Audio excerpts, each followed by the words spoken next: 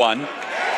All right, ladies and gentlemen, we are live for Donald Trump's address to Glendale, Arizona. I figured I'd go live a little bit early today. Right now, Charlie Kirk is speaking. Trump is supposed to take the stage in less than half an hour, about 25 minutes. And with him, a special mystery guest. We'll figure out who that is. But let's listen in. Probably got a couple more speakers before Trump comes on the stage. Hope you guys enjoy. They're tired of seeing our homeless vets while we prioritize foreigners that come into our country. And by the way, what an insult to the legal immigrants in this country that we allow illegals to get luxury hotels who cut in line. They know that something is wrong. And many of you waited hours and hours in line. By the way, who here was waiting in line overnight? We saw that. It was unbelievable. You're right up here, 24 hours in line. Because you know you are part of something bigger than yourself. You know that you are part of the most exciting, diverse, powerful movement in the history of this country. And this movement is not about Republican or Democrat. This movement is not about conservative or liberal. And I think you're going to see that on display in a little bit, just maybe. This movement is about the citizens versus the oligarchs. This movement is about we the people versus the ruling class. This movement is about America versus the globalists. This movement is about all of us against them.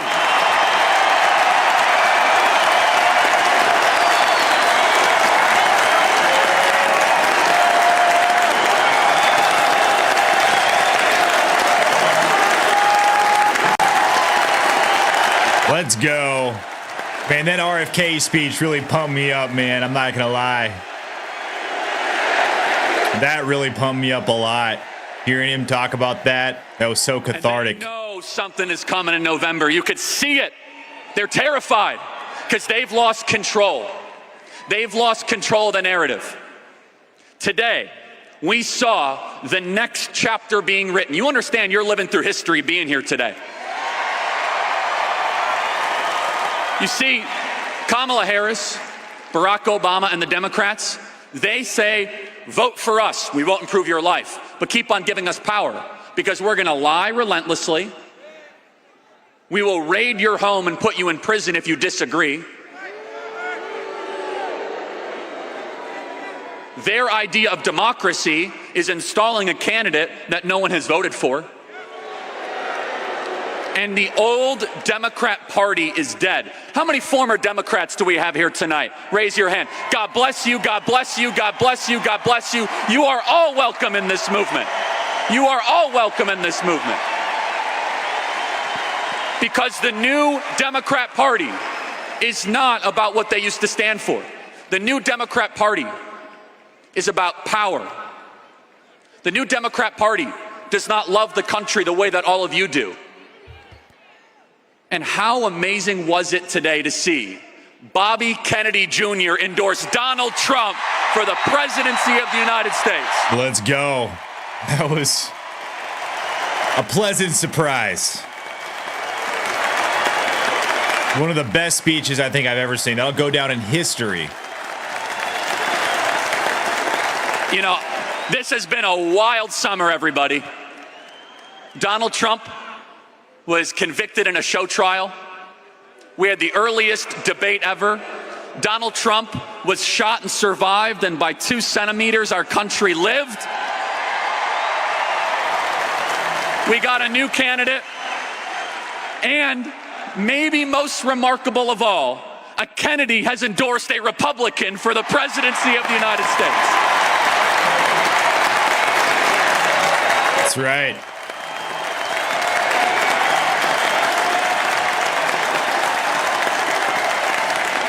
And you better believe they're scared. All the media, they're scared because they're supposed to have a monopolistic control. You saw the DNC, watch us and obey. watch us and obey. We're a movement of free thinkers. We don't agree on everything. We have differences of opinions. That's why our movement is going to win. In the Democrat Party, they say disagreement is not allowed. They don't believe in free speech. They don't believe in the free discourse of ideas. I think it's a wonderful thing that we could say we might disagree on the small stuff, but we agree on the big stuff. We agree that we should prioritize American citizens over foreigners. We agree that it is a constitutional right that you should be able to speak, that the government should not be able to spy on us without a warrant. We agree that every human being is made in the image of God and deserves protection.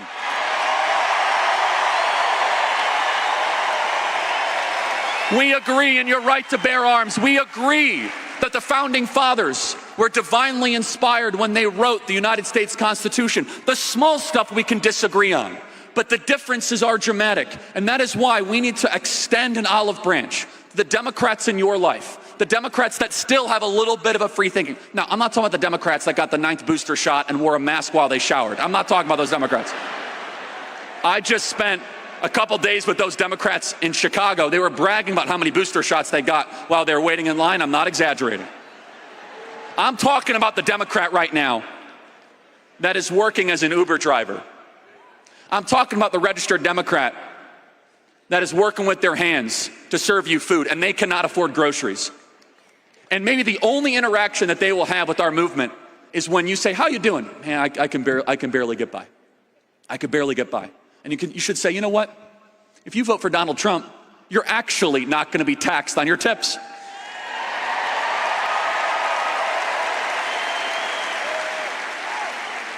This movement is growing and ascending because we all agree on the big stuff. We agree that the people are the sovereign in this country. And we've seen in the last 30 years the uniparty on full display. You know where the wealthiest counties in America are? They're all around Washington, D.C. 8 out of 10 of the wealthiest counties in America. So basically what they do is they tax you into oblivion. They make everything more expensive, and inflation is a tax, by the way. They take all of that money so that they can get richer and wealthier around the kingdom of Washington, D.C. And what do they produce? All they produce is more regulations, rules, and customs, and wars that put you in more jeopardy. A $6 trillion budget while we have to close down our factories. And they thought they could get away with it. And this is why they fear the man we are here to support today. Because it's more than just that he supports the right things. It's that he had the brilliant and uniquely American idea to bring all of you in the room where the deals are negotiated, where you get a seat at the table. And they hate that.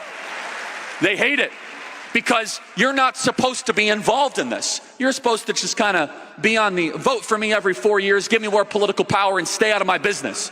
You're not supposed to be aware of what the spending bills are. You're not supposed to care that our communities are being overrun by people who are never invited here, that newcomers are squeezing our social safety net. And what has happened is we are seeing an explosion in citizen participation.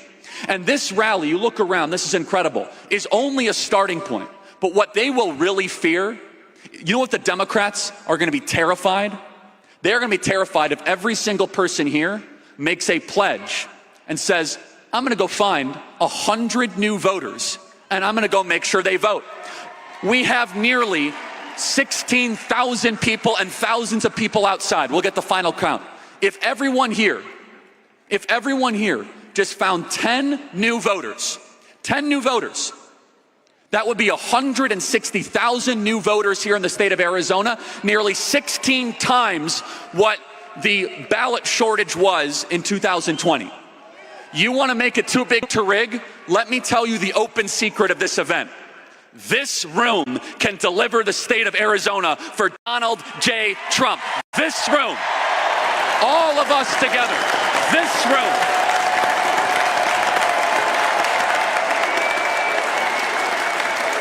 And it's as simple as, I'm going to go download the Turning Point Action app. I'm going to make sure that my brother, my sister, my aunt, my uncle, my aunt, my cousin, my Uber driver, my waiter, my waitress, Are you registered to vote?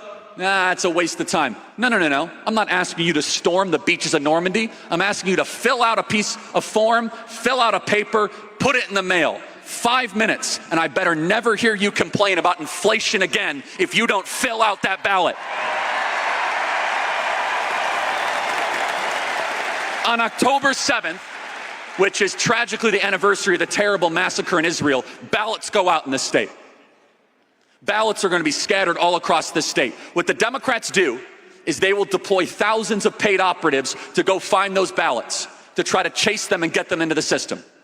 Now, I'm not here to try to change your method of voting if you want to go vote on Election Day. All for it, I get it. But I am going to say, for the plumber, the electrician, the welder, for the person that's never voted before, we want them to hopefully try to vote early than not vote at all. For the people that never vote, it's a waste of time, it's a whatever, say, hey, knock on their door. Can you get this piece of paper and put it in the mail? Or how about this? If we say that everything's going to work perfectly, remember what happened in 2022 when half of all the machines failed? And Kerry Lake should be governor of this state if all those machines actually worked? So if you are looking for a way to get involved, if you say, Charlie, I can't take it anymore. I'm tired of being a spectator. I want to be a participant. We have to flood the zone. And remember that Election Day is the last day of voting, not the first day of voting. Think of it this way. Our supporters are so fired up to vote for Donald Trump. Shouldn't we give our movement more days, not less days, to go vote for the 47th President of the United States? And how tragic it would be if we flood the polls on only one day and the machines go down and we have 4-hour waiting lines and the single mom that wants to vote for Donald Trump says, that line is too bad, I bet Trump wins anyway, and we fall 10,000 votes short. If you are willing to wait 4 hours in line, God bless you, because many of you just waited 4 hours in line to come to this rally. I think it's great.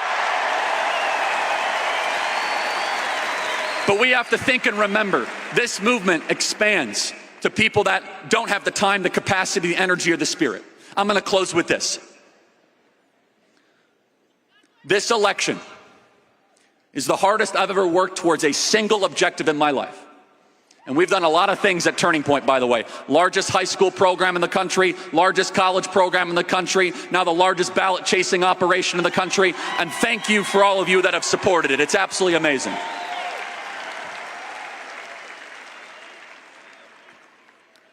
Donald Trump alone will not carry this election. Think about how much he's already done and how much he's been through. He's taken the entire country and he's put it on his back. Try to take his business empire away from him, sue him, slander him, indict him. He has sentencing coming up in September. He's been shot. And let me just say one other thing on this. I believe that was the most witnessed televised miracle in history. The glory of God saving Donald Trump's life. And let us give God the glory. What will be the differentiator? Because the Democrats are already saying it's going to come down to a couple 100,000 votes there. Here's the difference maker. In 2020, we fell 41,000 ballots short. So I want you to think back to 2020 of what you didn't do, of the door you didn't knock on, of the friend you didn't pester to get the ballot in, of the friend that you didn't text. And then I want you to do that, and then I want you to double it. The difference maker is this: we will be outspent.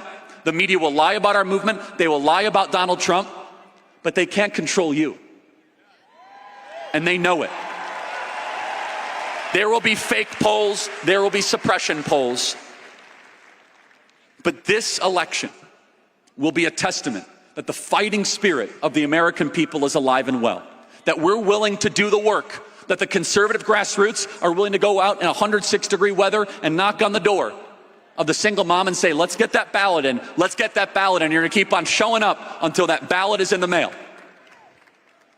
We have an amazing opportunity in front of us. It's not going to be easy. There will be ups and there will be downs.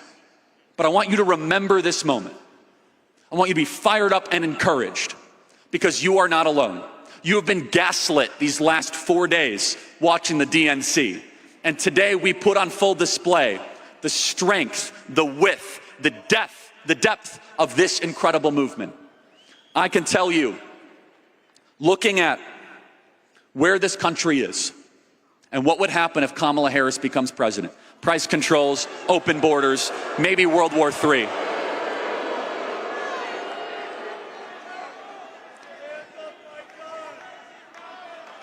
Thankfully, that's a new one.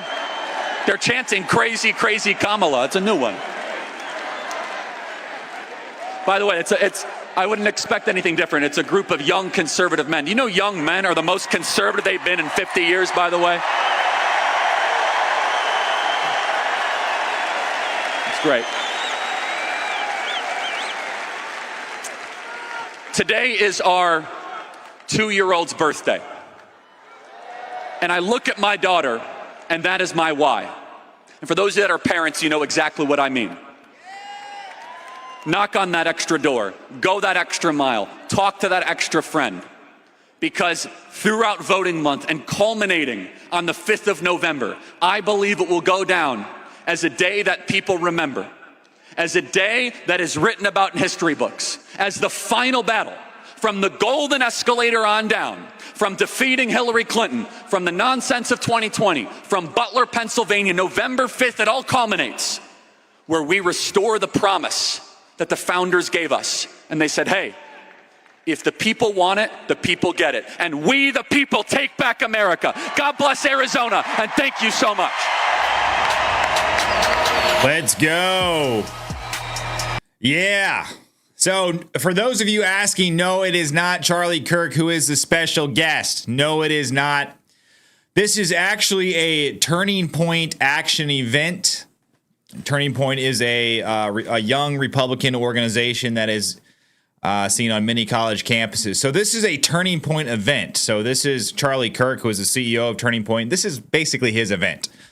So the speaker that we'll probably see next will most likely be, I don't believe Kari Lake has gone yet. And then after Kari Lake, we have Trump and his special guest. So we still don't know who Trump's special guest is, but I think we have kind of an idea who Trump's special guest is. For many of you, probably watched my previous stream of RFK Jr., who just endorsed Donald Trump. Unprecedented. So most people are expecting it to be RFK Jr. to show up at essentially a Trump rally. That would be incredible. Let's see. Is the music off? Is it still playing music? Still got music playing, guys. I got to keep that music off because it'll get copyrighted, guys. My last stream, my RFK Jr. stream, was literally blocked. It had a copyright takedown by this media company, and I had to challenge it. And I had to say, no, this is not copyright. This is in the public domain. This is a presidential candidate. You can't tell me I can't use this. And they reinstated it. But here we go, guys. We got Kari Lake coming to the stage. I was right. She is the final speaker, it looks like, before Donald Trump. Let's listen in. As soon as she steps up to the podium, as soon as we have the music fade off, I'll turn the sound on here in just a second. Godspeed to her. She should be governor of that state right now, in my opinion. Probably most of you, too. Here we go.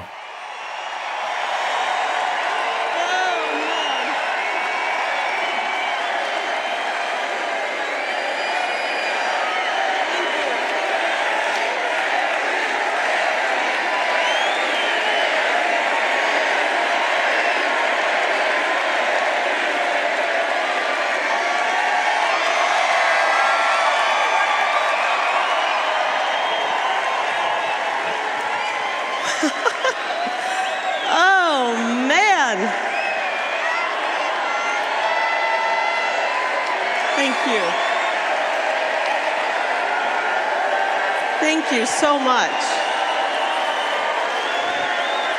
Thank you so much. Wow.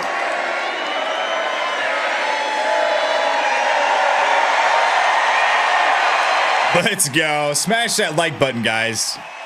Leave a like. Let's get this pumped out there.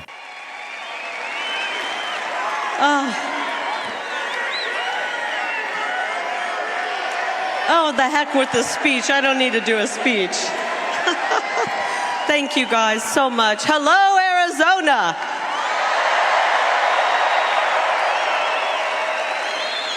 Unbelievable. Look at this crowd. This is amazing. This is all the way up to the rafters, by the way.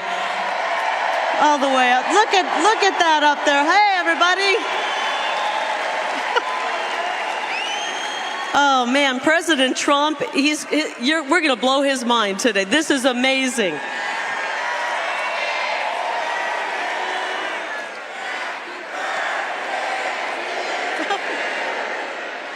Oh, that's right. It's her birthday, isn't it? Paul Gosar sang her a really short birthday song earlier. Wow. Thank you. Thank you so much. Thank you, thank you, thank you. I'm speechless. I'm speechless for the first time in my life. I'm speechless. The fake news media probably likes the thought of me being speechless. But I'm about to get wound up. Is that okay?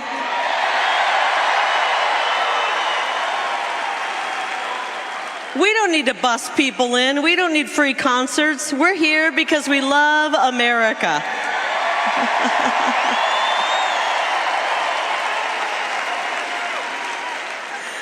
Oh, I think I want to speak to my old friends in the fake news because, you know what's funny?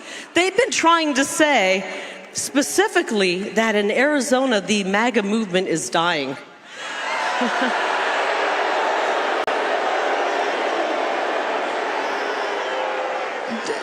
Do me a favor, let's let those guys back there in the fake news know that MAGA is alive and well in Arizona. Let them hear it.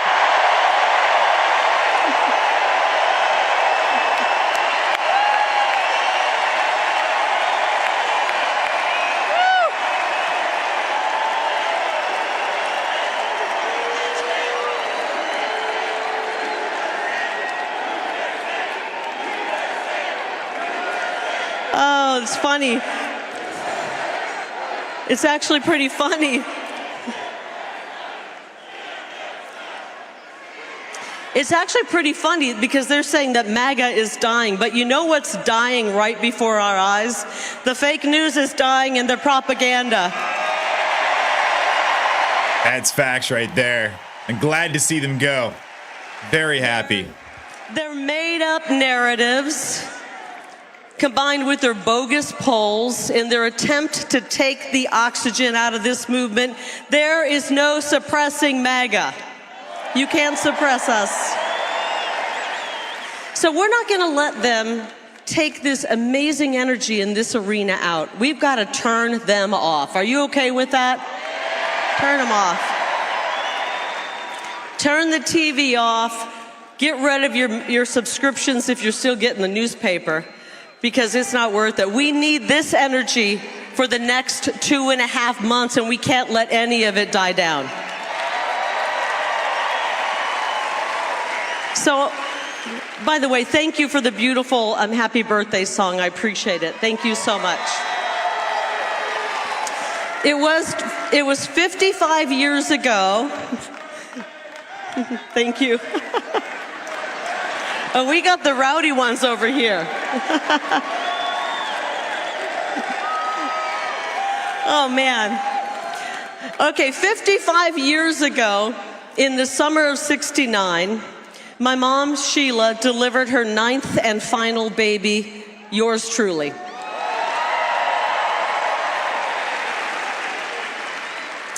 I wish that my mom and my dad were alive right now to see this. I really do. My mom was a nurse. My dad was a very successful head football coach.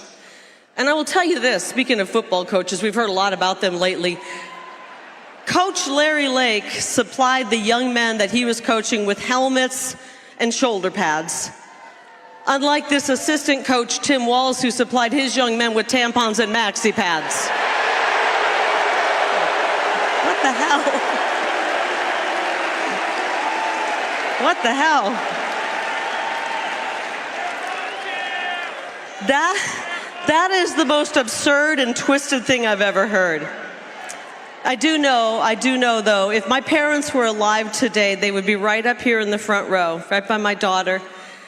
and they would be cheering me on with a MAGA hat and a Carrie Lake for U.S. Senate t-shirt to help celebrate my birthday. I really know that. So today I am officially, once again, 29 years old. But I somehow have 55 years of experience under my belt. No, but really, in all seriousness, there's no place I would rather be than right here with all of you on this day, and with the greatest president in the history of this country, Donald J. Trump.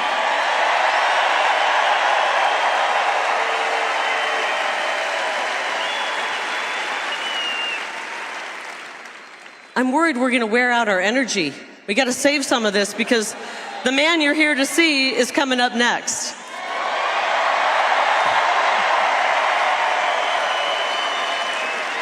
So I have to tell you a story, okay?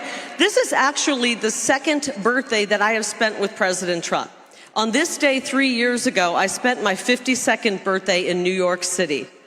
Now, of course, I'd met President Trump before. In my previous life, when I was working in the news, I had the privilege of interviewing President Trump when I was one of the last remaining fair and honest journalists. But this time, a few years ago, I got to connect with him for the first time in my new life in politics, and it was an experience I'll never forget. I was at Trump Tower. I took that famous golden escalator up. I hopped onto a golden elevator and shot up to the 26th floor of the beautiful Trump Tower in Manhattan.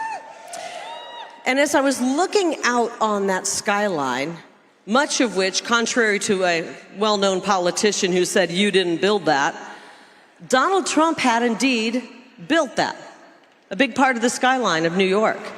And I thought to myself, so is this what Frank Sinatra sang about in New York, New York? This was Trump Tower, this was New York City.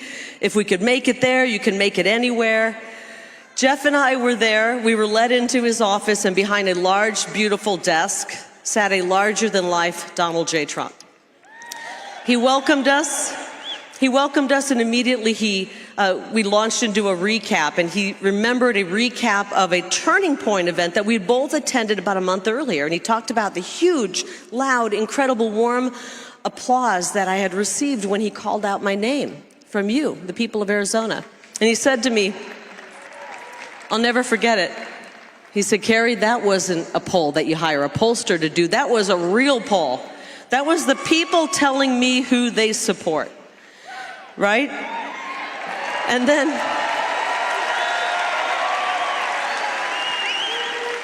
he began asking a few questions about how the campaign was going, polling, about policy.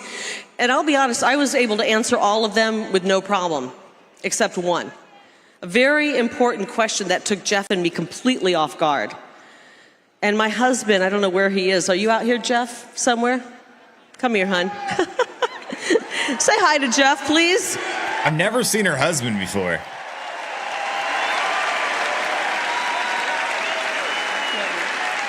Oh, wow, that's okay.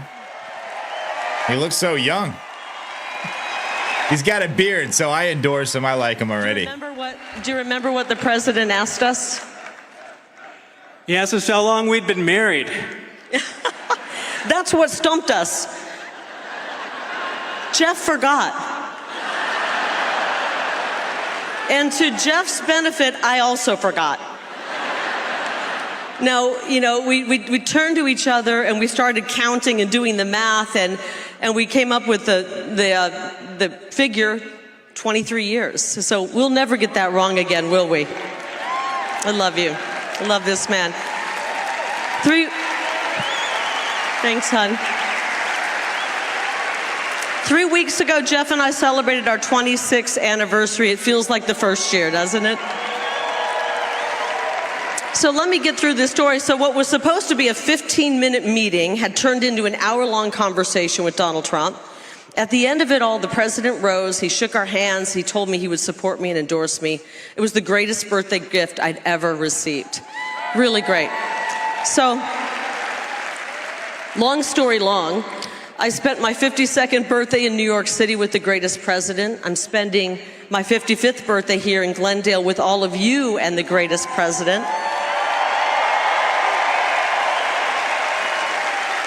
And Arizona, I look forward to spending my 56th birthday in Washington, D.C. with the greatest president representing you, the greatest people in the entire country.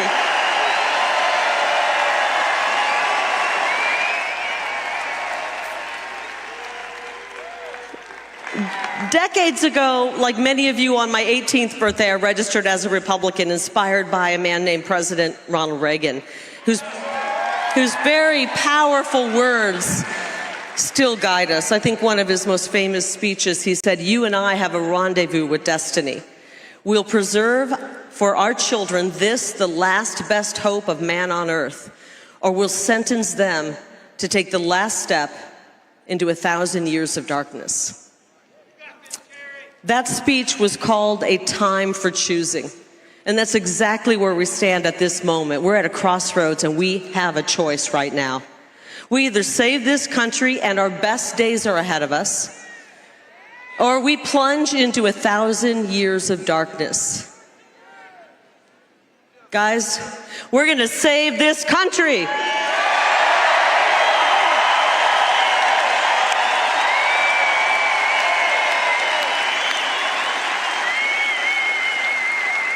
Ronald Reagan spoke those words on behalf, did you know this? He spoke those words on behalf of Arizona's favorite son, Senator Barry Goldwater, a man whose Senate seat I would be honored to fill. I really would. The media, you know, back then the media called him extreme. The media called Reagan extreme. They called Trump extreme. They call me extreme. And they call each and every one of you extreme. Yep. Because we are on to their corrupt system. Can you imagine? Can you imagine calling a middle-aged mom like me a far-right extremist? She said, "We love it." You know what? So far, I have been right about everything. And the only extreme thing about us and me is that I'm extremely worried about my children's future. I am. I'm extremely worried about what my opponent, Ruben Gallego, will do to the state that we love. I'm running against the most radical man to ever run for office in Arizona history. Have you seen Ruben's commercials? Honestly, they should come with a laugh track because they are an absolute joke. They really are. For a decade in Congress, this man was a card-carrying member of the Progressive Caucus, a man actually to the left of Bernie Sanders and to the left of the Squad. And now he's bombarding our airwaves with ads meant to make him look like a cross between Mr. Rogers and G.I. Joe. When in reality, he's just Nancy Pelosi with a scruffy beard.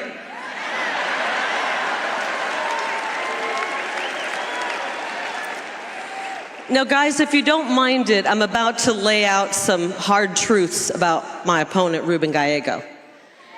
And I'm not telling you this to be mean, I'm really not. I'm telling you this because the people have got to know before they vote who this guy is.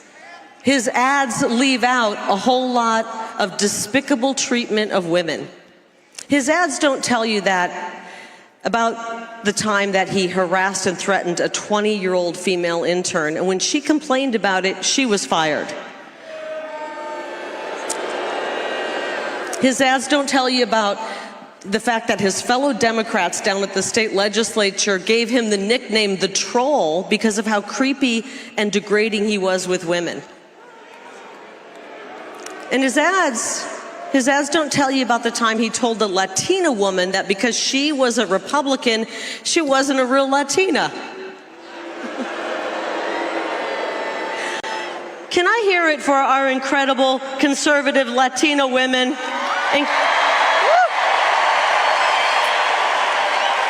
We got a house full, including my daughter right down there. His ads don't tell you, frankly, about the most unforgivable act against a woman. When he walked out on his pregnant wife when she was 9 months pregnant, days before she delivered their firstborn child, he served her papers and he ran off to sleep with a DC lobbyist. That's despicable.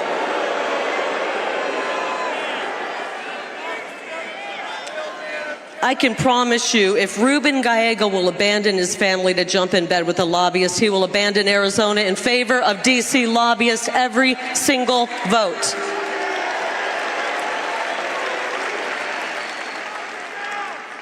If his treatment of women isn't enough to keep him out of the U.S. Senate, then his voting record ought to be. I want to talk about his votes. He supports open borders. He told donors, this is actually shocking, he told donors when it comes to the border, it's not his expertise. He called the border wall, which is keeping us safe in some areas, dumb and stupid. And he voted against the SAVE Act. That means he wants millions of illegals to vote in this upcoming November election.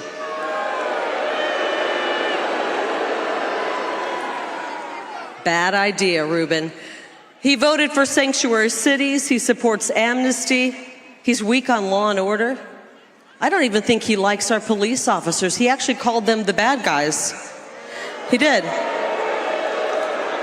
The direct quote, in case the media wants to, fact check me, he said the bad guys are the ones behind the police line. How dare you, Ruben? How dare you? He marched in defund the police rallies, and then he threatened ICE agents. He's weak on the economy. He voted for legislation that resulted in this 40-year high inflation. That's why we can't afford anything. And when it came to the very short period of time that he worked in the private sector, he was a director for a bank that bilked immigrant families out of their life savings. At another company he worked for, under federal investigation during Ruben's time for Medicare fraud. Guys, I'm telling you all this because the fake news media won't cover him. Let me tell you, if I had one of those digs against me, they would be all up, all over it, and they won't cover him. If Ruben Gallego is willing to defraud Medicare, he's willing to cut Medicare. He ripped off our seniors before, he will do it again. I want you to know when it comes to Medicare and Social Security, our seniors paid into it and they lived up to their end of the deal. Uncle Sam needs to live up to his end of the deal.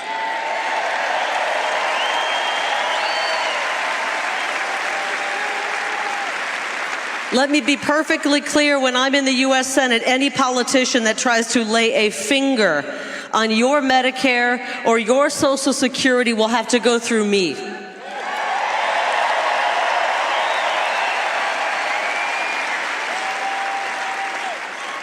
And worse yet, they're going to have to go through President Trump, and that guy's bulletproof.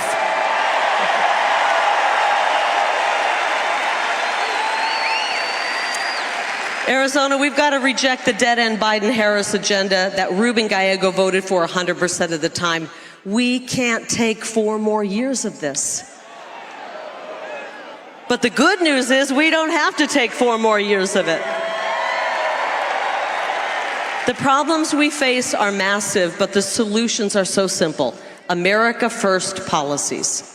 Strong economy, safe border, safe streets, energy dominance, record low inflation, mortgage rates, unemployment. When we win, we're going to bring back that hot job market that President Trump introduced.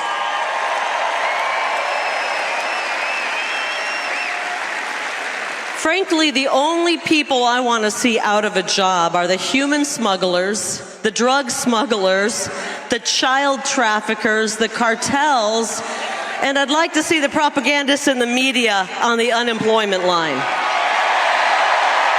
I can get on board with that, Carrie. Let's go. Get them on the soup lines.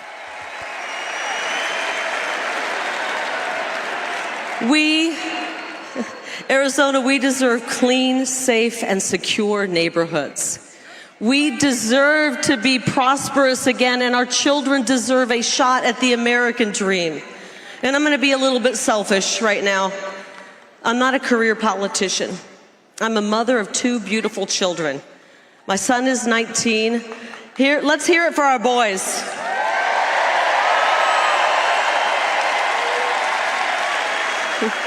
Our strong, young men, we need you guys.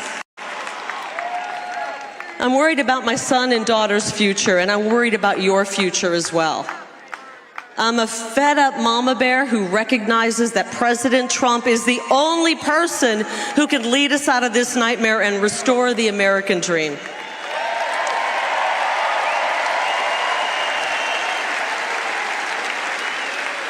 And that's why we elected him in 2016 and in 2020. Are you ready to elect him again in 2024?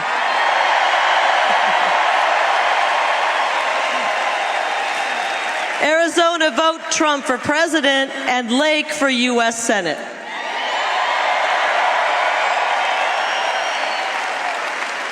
We know President Trump stands for American greatness. I will stand for Arizona greatness. So here's my promise to you, starting on day 1. I will work with President Trump to secure the border and finish the wall.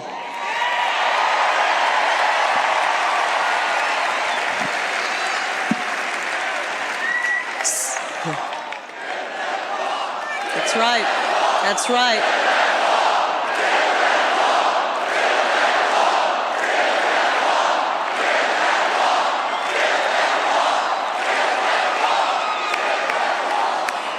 From the Gulf Coast all the way to the Pacific Ocean. 16 million people have poured across our border during the Biden invasion. In order to save our homeland, we got to send them back to their homeland. We will begin the largest repatriation operation this world has ever seen.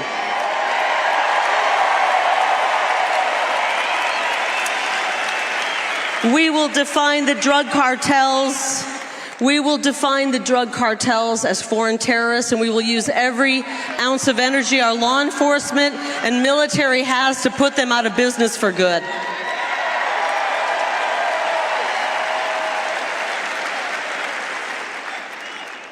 That's how we end human smuggling. That's how we end child sex trafficking. And that is how we end the scourge of fentanyl. The #1 cause of death right now for our young people is fentanyl poisoning. Too many sons and daughters and sisters and brothers and loved ones are being wiped out by these cheap counterfeit poisonous pills. 290,000 young people are gone under border czar Kamala Harris and Ruben Gallego. Gone. Under their reign of incompetence, we've lost a generation of young Americans.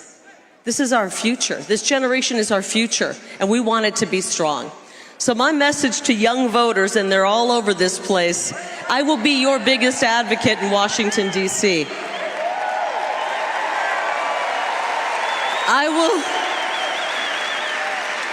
I will do everything I can to help you guys start a family, own a home, and live the American dream.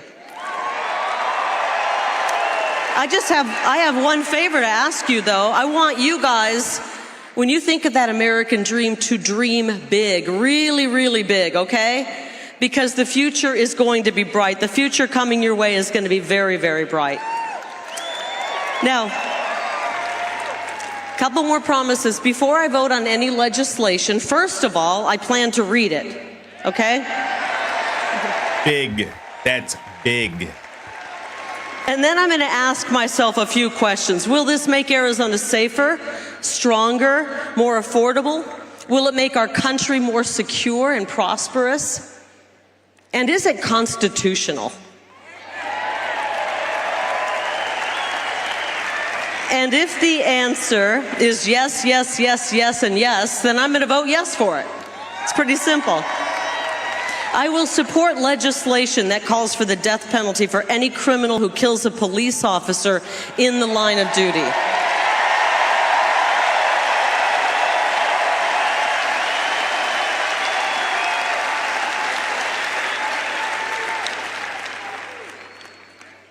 And my message to law enforcement, any of you in this crowd, let me hear from you if you're in this crowd and you're law enforcement.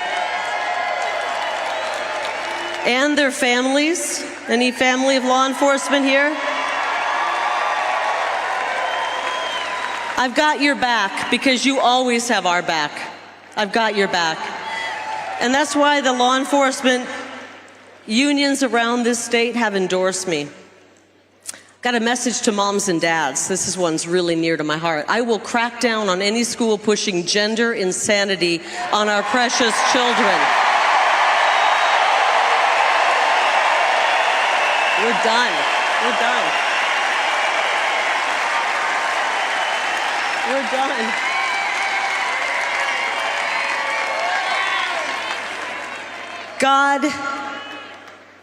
God did not put our kids in the wrong body.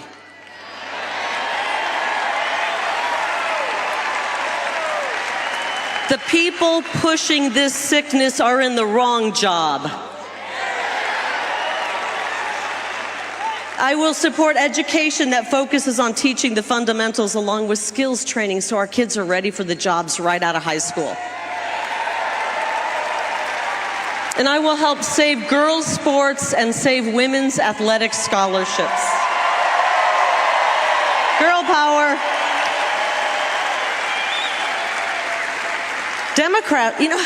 Democrats always say, trust the science. Well, I do, and the science shows there's only two genders.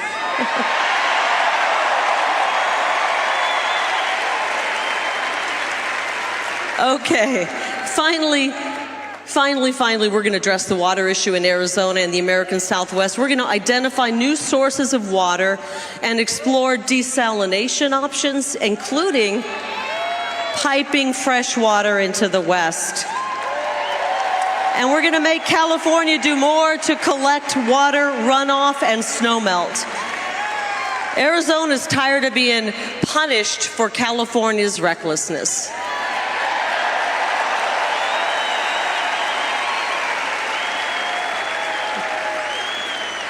We need a return to common sense America First policies. We're going to take our first step toward that when we vote in Arizona. Ballots hit mailboxes October 9th. Yes, we have voting season here. And Election Day is November 5th. And we all have a part in saving America. Vote early if you want. Sign up to be a poll worker and a poll observer. Go to tpaction.com/100 and sign up to be a ballot chaser. Can you do that, guys?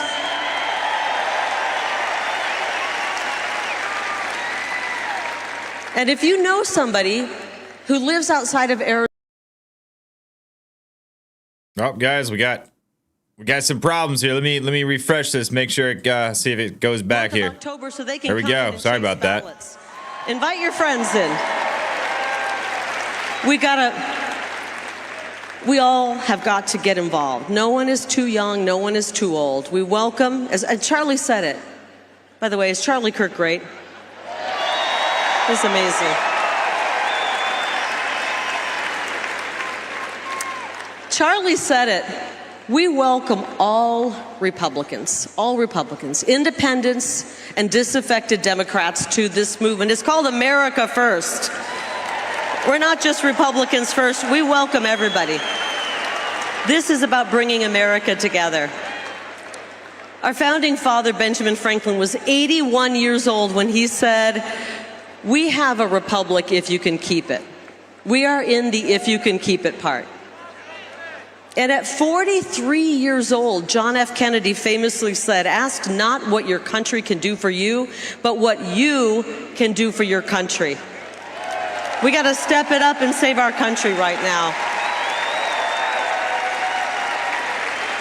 And one of the greatest leaders in humankind who's about to take the stage always says, "Let's make America great again."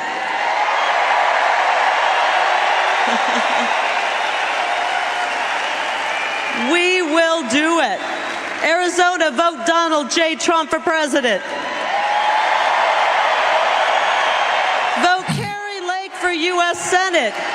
And vote Republican up and down that ballot. And when you do, we will make Arizona great again. We will make America great again. I love you all. God bless you. God bless President Trump. And God bless State 48. There we go, ladies and gentlemen. Next speaker most likely will be Donald Trump, unless he brings a special guest up first. I have to mute it right there because these are copyrighted songs. So we'll hang out with you guys while we wait for Donald Trump or mystery guest to appear. This is kind of a youth centered rally here. Of course, it's put on by Turning Point USA, which is Charlie Kirk's organization that's in college campuses all over the United States. So it's a little bit more upbeat, I guess. It's, got some bumping music. It's got fog machines, smoke machines. So let's see. Let me turn this music back on, see what we got here. 357-14. Okay, just a commercial playing. But what are you guys up to? Who do you think is going to be the special guest? Will it be RFK Jr.? Will it be Elon Musk? I mean, I think it's pretty obvious it's going to be RFK, right? It's pretty obvious. But at some point, I like these. I like the fact that it's RFK, but we need a plot twist, right? I feel like Trump's campaign should throw like a wrench in the whole thing. Like, give us a plot twist. That's something that everybody wants to see, right? A good plot twist, not a bad plot twist, obviously. So, we got a bunch of people in the chat. Hey, we got Michelle in the chat modding. Hey, thanks for modding, Michelle. We got some of my great members in the chat. We got Patrick. Let's see who else we got in here. We got Christy. We've got multiple Christies. Multiple my members, Christies. We got Joe Brandon. He says RFK Jr. is coming. Hey, Joe. Hey, thank you. Thank you for being such a fantastic mod. I really appreciate you guys. We got Queen Bee in the chat. Yes, we got Queen Bee. Great members. If you guys would like to join the members area, click on the link down below in the description. It has my members link and also has my donate link if you'd like to donate to the show. Would really appreciate that. Let's see what we got going on here. All of it is downright dangerous. Americans are hurting. But we have to go forward now. The country needs a win in this. And there's only one person who can make that vision a reality. Donald J. Trump! I will fight for you with every breath in my body. This is the most resilient human being I've ever met. We will defend America against all threats and protect America against all dangers.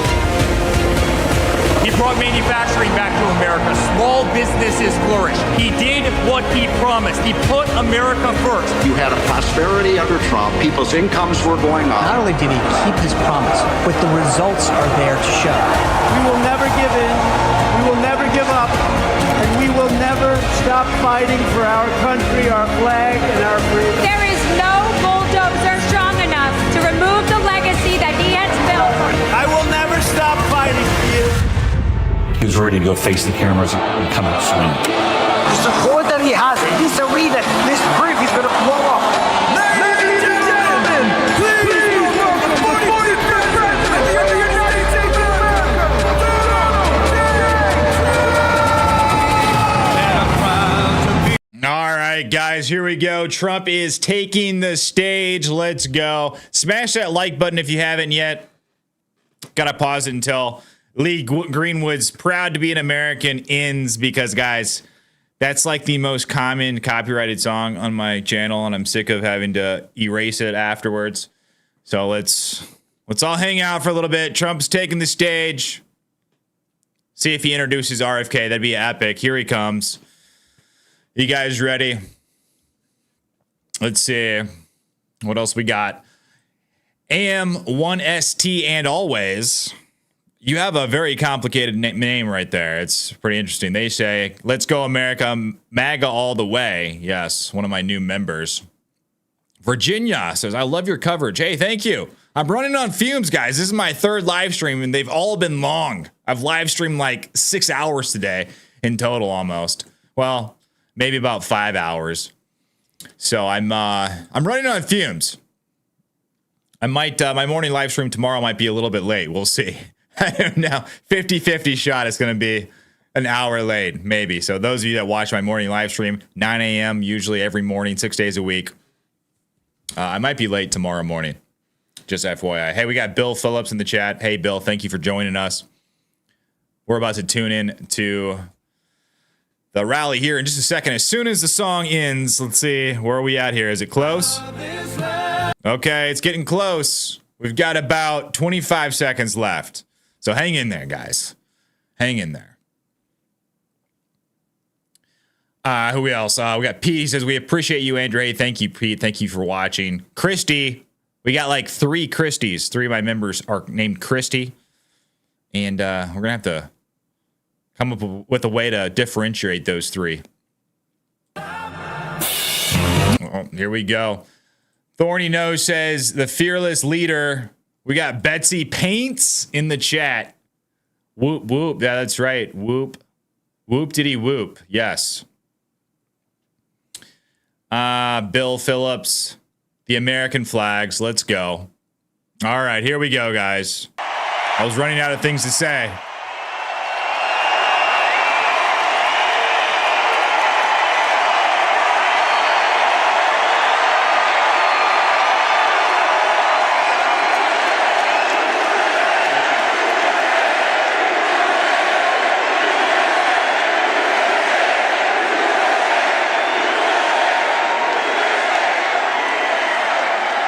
Well, thank you very much, and a very big hello, Arizona. Hello, Phoenix.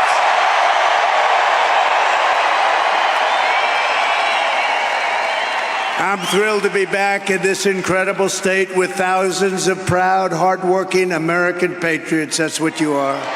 You built our country. 74 days from now, can you imagine? 74 days. Then we gently move into that beautiful White House and we take over our country and we make it great again.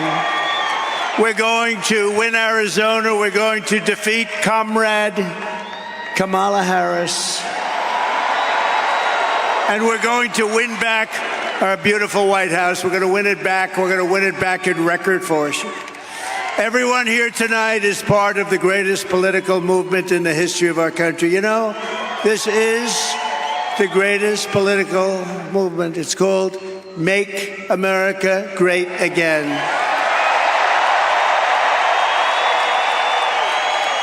And it's right now bigger and better and stronger than it ever was before. You know, we won in 2016 and we did much better in 2020. A lot of people don't understand that, but we understand it. Millions and millions more votes. But those two are nothing like the spirit that we have now. It's amazing. And that's because we've seen how bad government can be. That's why it's combinations of a lot of things. But the job they've done in destroying our country is unbelievable, and people have seen it. And because of that, there's never been anything like this. Right, Carrie? Right? Our movement is not about Democrat versus Republican. It's about patriotism and common sense. You have a common sense with a party of common sense. You say what you want. Nice to say conservative, but really, with a party of common sense, we want fair elections, free elections. We want strong borders. We want a great military. We want great education. We want a nice home at low interest rates or low taxes and no regulations. That's why we're welcoming support from millions and millions of disaffected Democrats, and they are joining like wildfire. Now, it's a little different than it was. You know, we had somebody, I was up 18 points, and they said, Joe, you can't win. You're getting out of the race. No, I want to go and give it a shot. No, Joe, you're getting out of the race, Joe. And if you don't do it the nice way, we'll do it the tough way, Joe. And he said, okay, and now I have a new opponent. This never happened before. We spent $100 million and a lot of time on defeating him. And as soon as he was gonzo, it all started with the debate. The debate. All that time, all that effort. A friend of mine said, "You did a terrible job in the debate." I said, "Why do you say that?" Everybody said I was brilliant. They said, "No, you got him out of the race with that debate." It's all right. We have to do what we have to do, right? We have to do what we have to do. And now we have somebody that, in theory, should be easier to beat. In theory, because she's a radical left Marxist, and everybody knows it. But we're welcoming the support from millions of disaffected Democrats, independents, moderates, old-fashioned liberals who still believe in things like, little things like borders. I was there yesterday. That's a scary place. Sir, it's about time that you get out of the sun, sir. We're going to have to get you out of here, sir. Let's get the hell out of here. She was the border czar. She presided over the worst border in history, not American history, world history. Democracy, liberty, and of course, always the right of free speech. We don't really have free speech right now. The press, look at all of them. Look at all of them. Look at that. Wow. Boo. L's in the chat. L. That's a lot of press. That's a lot of fake news. That's a hell of a lot of fake news. Gone forever is the old Democratic Party of FDR, JFK, and that's right, even Bill Clinton. Kamala Harris's Democrat Party is the party of free health care for illegal aliens, communist-style price controls, defund the police. All her life she wants to defund the police. A little while ago she changed, didn't she, huh? Banning gas-powered cars and sex changes for minor children without parental consent. How about that one? How would you like that? Without parental consent. Can you imagine your kid comes home without parental consent? What happened to my baby? What happened? The true divide in American politics today is between these far-left fascists, led by Harris and her group, and you know who her group is, and citizens of all political backgrounds who love our country, share traditional American values, the values that you have right here in this great state, and look past our differences to unite around a thing called our great American flag. And we should speak to our great congressmen and congresswomen. They ought to make it illegal to burn the American flag. If you burn the American flag, you go to jail for 1 year. 1 year, that's all, 1 year. You burn the American flag. Because in Chicago at the Democrat deal, they were burning flags all over the place. You burn the American flag. They say it's unconstitutional to do that. I think it's constitutional. You burn the American flag, you go to jail for 1 year. Nobody's going to be burning the American flag anymore. Our opponents worship the deep state. We want to obliterate the deep state. Slight difference. Our opponents... Thank you. Our opponents join with warmongers and neocons to wage endless wars, these wars that never end. We don't even know who the hell the country is that we're fighting. We believe that America is strongest when America is at peace. We want peace through strength. That's what we want. Like we had 4 years ago. We didn't have any wars, except we wiped out ISIS very quickly. It was supposed to take 5 years to beat ISIS. I did it in 3 weeks. They support coercive COVID vaccine mandates and want to fire you. If you don't obey, you get fired. We oppose these mandates as a fundamental violation of our God-given rights. We don't want the mandates. We don't want the mandates. They want to arrest their political opponents and silence those who disagree. We reject censorship in all forms, and we believe in freedom, open debate, and fair, equal, and impartial justice under the constitutional rule of law. Our opponents slander us as a threat to democracy. Trump is a threat to democracy. No, they're a threat to democracy. How many times have you heard, it's a talking point for them, right, Deb? It's a talking point. Donald Trump is a threat to democracy. And those guys say it too, because they're the same thing. They're like a part. They're a subsidiary of the Democrat Party. Meanwhile, they rig their primaries. They force out Joe Biden. They force him out of the party. Joe Biden got 14 million votes in an unconstitutional coup, and they appoint a nominee who never got a single vote. And when she ran against this guy, and I'm no fan, he was the worst president in the history of our country, he let in millions and millions of people through her. Let in millions of people would destroy our country. But we're going to get those people out, the people that came in here from jails and prisons and mental institutions. But they threw them out. They ran against each other for the primary, and she never even made it to the first state, the great state of Iowa. Never made it. And now she's the one running. A little strange, isn't it? You see, that's really a threat to democracy if you get right down to it, right? In our movement, we know that democracy does not mean rule by the Democrat establishment. It means rule by the American people. Tonight, I'm very pleased to welcome a man who has been an incredible champion for so many of these values that we all share, and we've shared them for a long time. I don't think too many of you people have heard of him. Who's it going to be, guys? Low-key. Comment. He's a very low-key person, but he's highly respected. He is a great person. I've known him for so long. For the past 16 months, Robert F. Kennedy Jr. Let's go.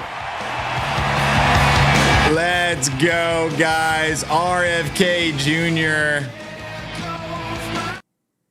Here he comes walking up on stage. All right. Hold on, guys. Got to mute that. Wow, this is actually surreal for me, guys. I never thought in a million years I would see RFK Jr. walking on stage with Donald Trump. I mean, they're aligned on so many things, but still, this is a historic moment right here. Absolutely historic moment. Incredible. Man, whoa.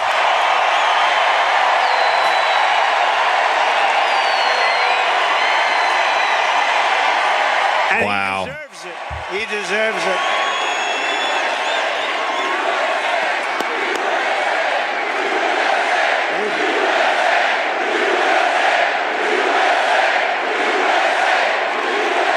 He's kind of standing there awkwardly, isn't he? For the past 16 months, Bobby has run an extraordinary campaign for President of the United States. I know, because he also went after me a couple of times. I didn't like it.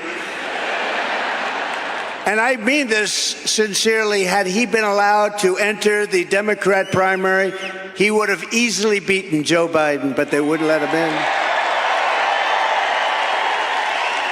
They put up rules. I've never seen rules like he had to have 65% of the vote in order to run, little things like that. His candidacy has inspired millions and millions of Americans, raised critical issues that have been too long ignored in this country, and brought together people from across the political spectrum in a positive campaign grounded in the American values of his father, Robert Kennedy, a great man, and his uncle, President John F. Kennedy. And I know that they are looking down right now, and they are very, very proud of Bobby. I'm proud of Bobby. You want to know the truth?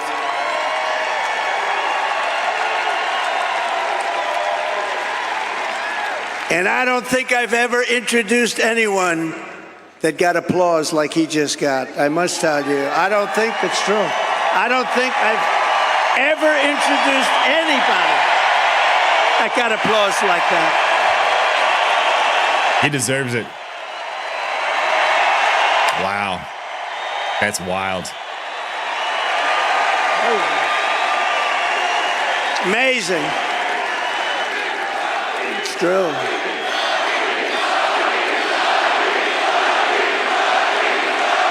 amazing.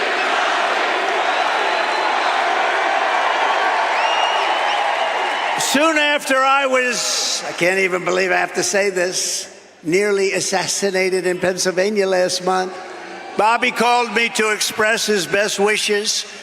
He knows firsthand the risks incurred by leaders who stand up to the corrupt political establishment. When you stand up, you bring on some trouble for yourself, but you have to do what's right. You have to do what's right for the country. I will tell you, we are both in this to do what's right for the country. That's one thing I can tell you.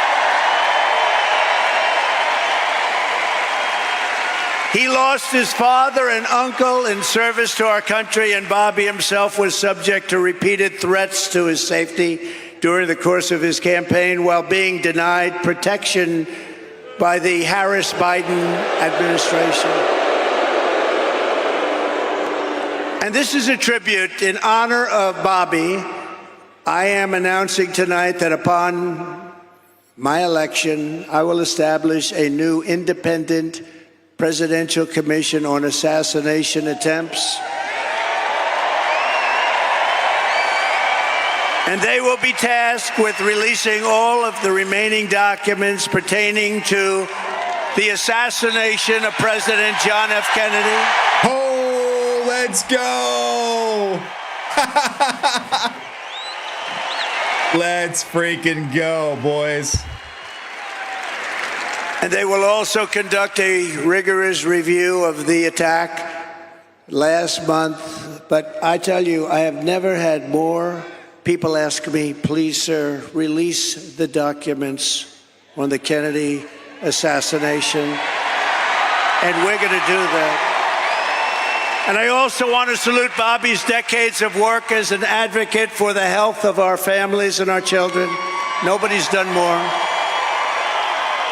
Millions and millions of Americans who want clean air, clean water, and a healthy nation have concerns about toxins in our environment and pesticides in our food.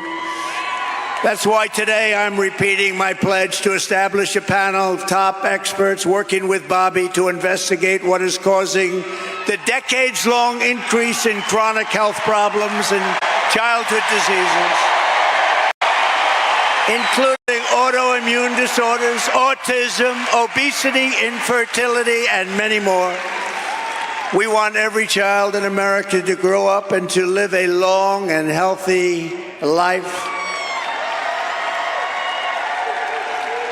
So I just want to ask Bobby to speak for a little while. I'll stand aside. I'm going to stand aside.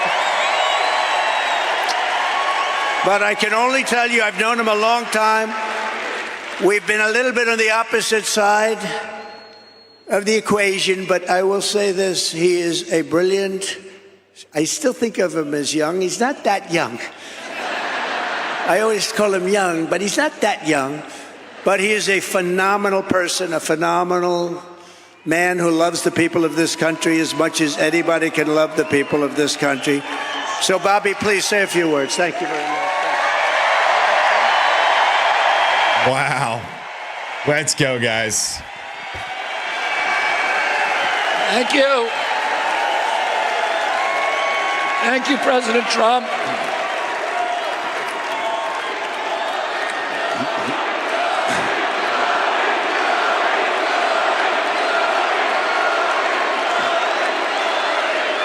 Thank you. Now, a few hours after the assassination attempt at Butler, I got a call from a safe food advocate named Kelly Means, who's been fighting for many years to try to end the corruption at CDC and FDA and USDA.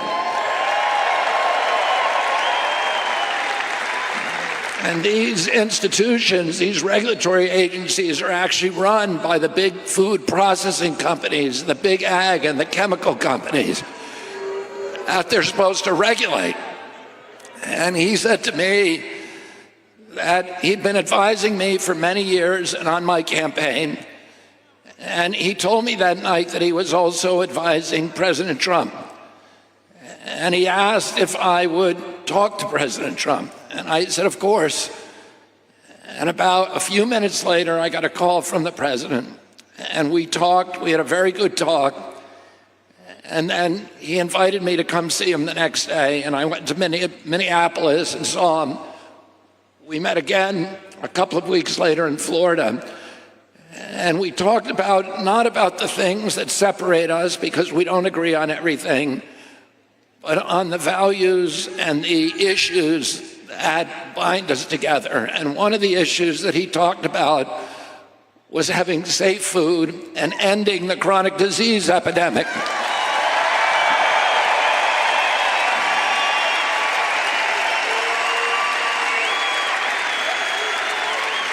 Our children are now the unhealthiest, sickest children in the world. Don't you want healthy children? And don't you want the chemicals out of our food? And don't you want the regulatory agencies to be free from corporate corruption?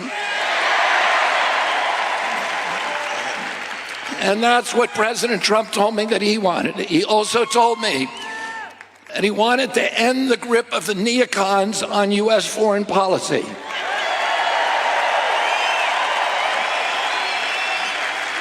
He said he didn't want any more $200 billion wars in Ukraine, that we could use that money back here in the United States. Let's go, America first, baby.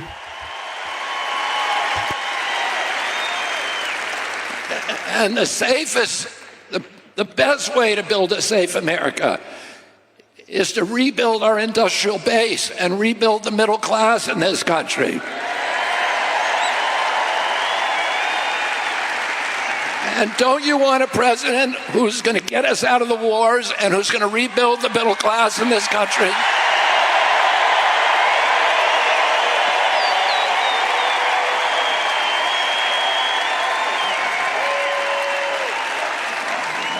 And he told me that he wanted to end the censorship because the whole basis of American democracy is the free flow of information. And we know that a government that can silence its opponents has license for any kind of atrocity.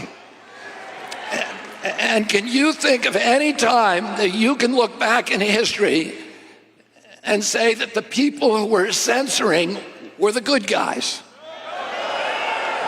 They're always the bad guys, because it's always the first step down that slippery slope to totalitarianism.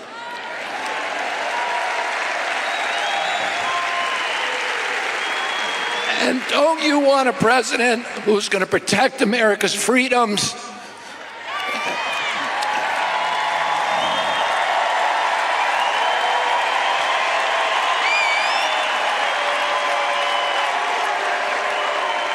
And who is going to protect us against totalitarianism?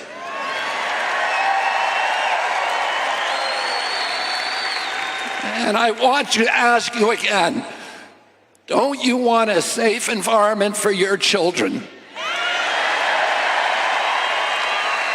Don't you want to know that the food that you're feeding them is not filled with chemicals that are going to give them cancer and chronic disease?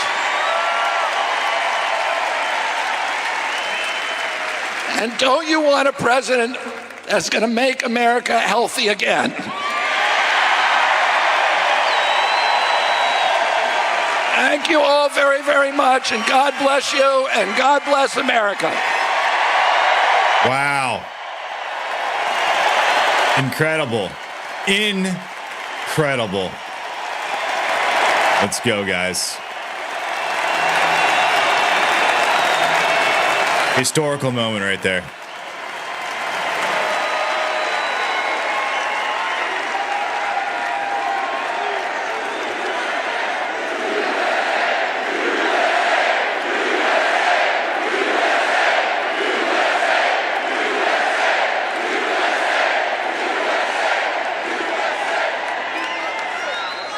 Wow, that was something, huh? That was something.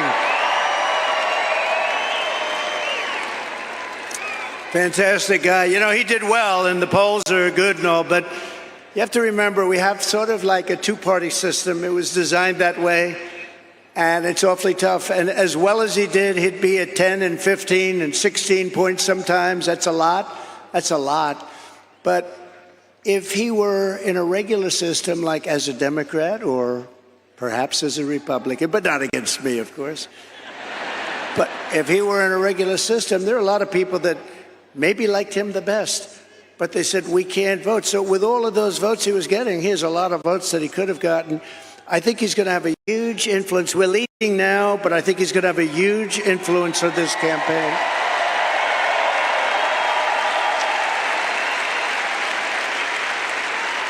Actually, much bigger than you'd see in the polls, and those numbers are big to start off with, but Bobby and I will fight together to defeat the corrupt political establishment and return control of this country to the people. And to all who supported Bobby's campaign, I very simply ask you join us in building this coalition. It's a beautiful coalition in defense of liberty and safety, prosperity and peace. It's going to be an incredible coalition, and the relationship has been so good for so long. I have no doubt it's going to work and work well. But we have to win. We have to take our country away from these people that are going to destroy our country. We won't have a country left. So thank you very much. We need your vote. As you all know, this week the Democrats held their convention. You probably saw it, their party. The media says the big message from their convention was that we need to turn the page from the failures of the last 4 years. Do you believe it? They forgot. They've run it for the last 4 years. She was saying last night, we will stop the abuse. We will stop the high taxes. I said that you could have done it 3.5 years ago. In fact, you could leave that nice auditorium that you're in and go to the White House right now. You want to have a strong border? All you have to do is say to the incredible Border Patrol, ICE, law enforcement, close the border now. You don't need bills. I did it. And we had the best border in history. Put up that chart. Put it up. That chart. I love that chart. I love that chart. Put it up. But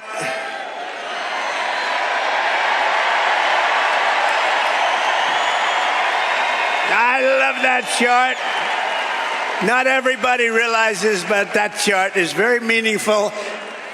Even beyond the numbers that are on the chart, it shows the least numbers of illegal immigrants pouring into our country. Again, prisons from mental institutions, terrorists, where the bottom arrow is. But you know what? That chart is meaningful in many ways. Some people understand what I'm talking about. I love you, darling. I love you. I'm going to sleep with that chart tonight, Deb. I'm going to sleep with that chart. But isn't that a beautiful sight? Look at that. Look at that arrow. And then look what happens when that was my last week in office. And look what happens after I left. It's like a rocket ship. Look at that. Isn't that terrible? No vetting, no checking. We have no idea who they are. They just pour into our country by the millions and millions and millions.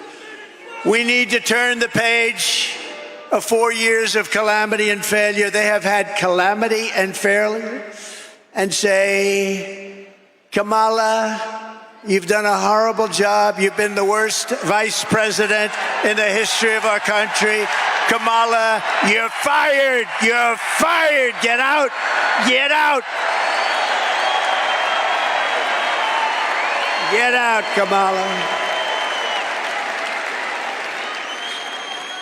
She's the only person ever to get a nomination of a party without getting one vote. She didn't get one vote. Hey, maybe she's smarter than we think. You know, you could look at it that way. As vice president, Kamala cast the deciding votes, causing the worst inflation in decades, costing the typical American household $28,000 Think of this, higher prices. It was inflation, $28,000. As border czar, she flooded America with savage illegal alien criminals who have been raping, pillaging, and killing our cities and our towns. 3 years ago this week, she was the final vote on the catastrophic Afghanistan withdrawal. And we were withdrawing, but we were going to withdraw with dignity, with grace, and with strength. We would have been out faster, but we were going to keep Bagram. But that was the most embarrassing event in the history of our country, leading to horrific war and humiliation all over the world. When Putin saw that, he invaded Ukraine. It brought a lot of people back because they said the United States is run by incompetent people. The United States is no longer respected. It's no longer strong. That's what they said. A lot of these things that you're seeing now wouldn't have happened except for the horrible, horrible event of Afghanistan. You know, I was dealing with the leader of Afghanistan, Abdul, and I said, Abdul, you can't kill our people. He was killing our people. And I had a strong talk with him. I'm not going to get into it exactly. We went 18 months without one soldier being sniped at or shot at. Not one soldier injured or killed. And then we had a tremendous election where we did probably 10 or 12 million more votes than we got the first time. You know, most presidents don't get as many votes the second time because people get bored, but they don't get bored with me. They get bored. No, they get bored. Like Barack Hussein Obama got far fewer votes the second time, and he won. He won. Have you heard of him, Barack Hussein Obama? Remember Rush Limbaugh? Barack Hussein Obama. He was nasty to me. You know, he was nasty. Michelle was nasty. They're all nasty. Nasty people. They were very nasty. I was surprised. I thought he was, and I was sort of nice to him. I said, no, you know, I like him. Good. It didn't matter. They were nasty to me. And, of course, last night, Kamala mentioned my name, I think, 21 times. She didn't mention the border. She didn't mention inflation. She didn't mention anything but my name over and over and over again.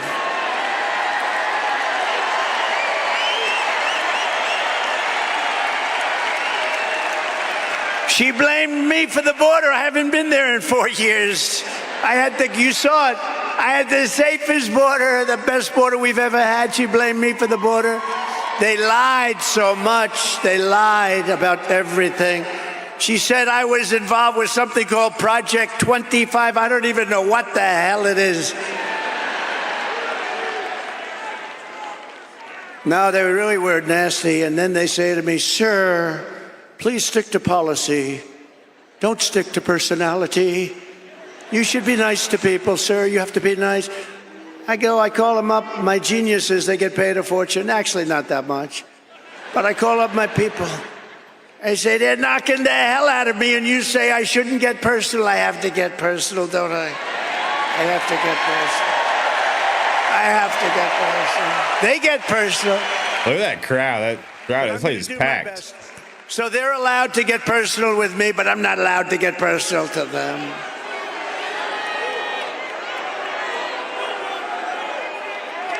They call me names that are so bad. Our great First Lady says, but you're not that way, darling. They love our great First Lady, I will tell you that. They do. But darling, you're not that way. I said, I know that. And if I say something just slightly out of order, like, she didn't do a very good job last night, please never, ever mention look or anything like that. If you ever say, she didn't look really great, that's the end of your political career, so I wouldn't say a thing like that. How about her opening where she said, thank you, thank you, thank you, thank you, thank you, thank you, thank you, thank you, thank you. I said, what the hell is wrong with her, Deb? Tourette's. Let's go, she's a winner. Is that Sheriff Joe? Oh.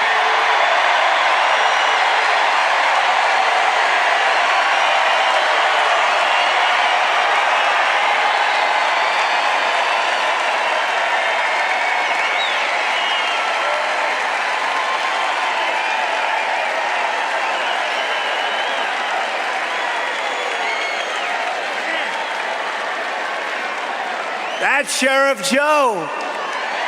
Look at that. A legend. You know, Sheriff Joe's looking at these clowns where they have no idea what they're doing, where people come in by the millions. He had nobody come in. Remember, he dressed everybody in pink. Remember that, right? Is that right, Joe? They had a dress in pink. I mean, it wasn't the worst thing. It wasn't bad. I mean, you know, you got a lot of killers that had a dress. But pink underwear, pink undershirt, and a pink outfit. Because he didn't want them coming into our country. Do you remember Arizona when Sheriff Joe was at the border? You didn't have people coming in.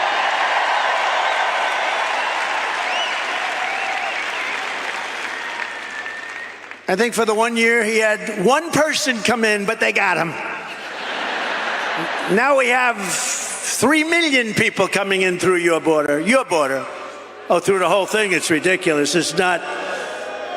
Joe, it's an honor, and I'll tell you, people didn't treat you right. You are a legend, and you did a job like nobody else. True.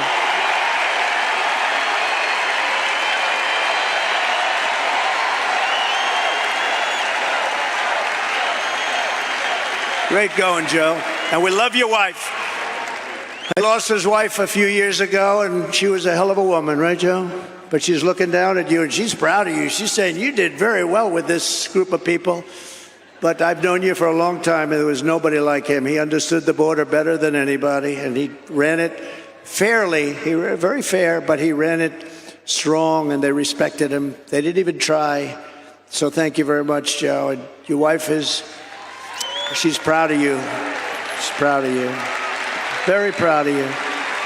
We're grateful to be joined tonight by the founder of Turning Point Action, a gentleman named Charlie Kirk.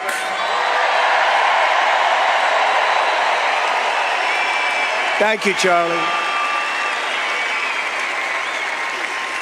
What a job he does. I said, Charlie, do me a favor. We got this thing won, but do me a favor, make sure they don't cheat. The only way they can do anything is if they cheat like hell, and we've been victims of that. Make sure they don't cheat, Charlie. We don't need the votes. We just want to make sure that they don't cheat. Hello, Sheriff. How are we doing? How are you guys doing? Good. Thank you. We need every sheriff to get over there, every law enforcement official, because we got the votes. We got to make sure everything's on the up and up. Charlie and his team of people, I mean, he's got hundreds of thousands of young people. It's actually quite discriminatory. Charlie, have you ever been sued by old people for not accepting them? He's got the youngest looking group of people, and they're warriors. They're unbelievable. The job Charlie has done is incredible. Thank you, Charlie. Thank you, Charlie. The job he's done is really incredible. Also with us is an incredible congresswoman who has decided to go onto a certain board. Do you know what I'm talking about? The most important board maybe in the whole country. And she's going to make sure everything's on the up and up. Debbie Lesko. Debbie, thank you, Congresswoman.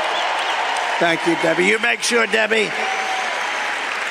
She just won a big election by a massive. Well, you won that election easy, didn't you? She won it pretty easy.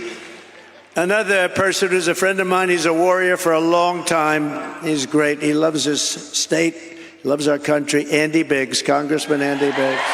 Thank you, Andy. Great guy. Thank you. He tried to rein in FISA, the Biggs Amendment. And two other warriors, a young one and a little bit older one, but boy, they are tough. You don't get tougher than Eli Crane and Paul Gosar. Paul Gosar.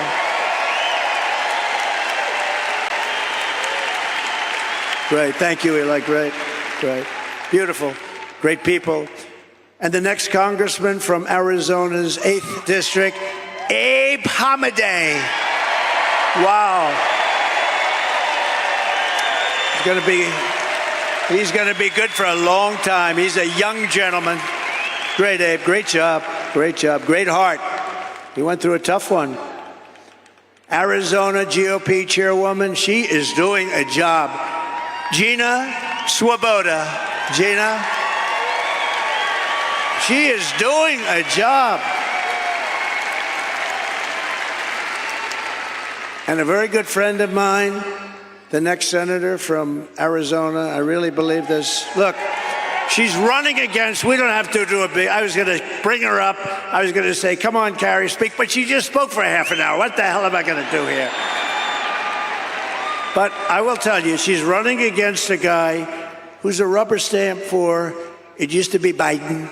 Now, who the hell knows? I don't even know. Do we know who it is? Who, a rubber stamp for somebody. But Ruben Gallejo is horrible. He's an open borders maniac. He's a defund the police maniac. He shouldn't be allowed to even run in this election against her because Carrie Lake is incredible. She's incredible. She's tough. She's smart. She's got heart. And she should be your next senator. I hope you win this sucker because you are winning. You're running against a guy that cannot carry your shoes. I'm being nice. You know the expression, can't carry her shoes. And you're going to have a big victory, and we're going to work together, and we're going to make sure we win this state. I say this presidentially, if we win this state, which we're expected to, we're leading and all of that, we win the presidency, and we have to take Carrie Lake with us. Go get him. Go get him, Carrie.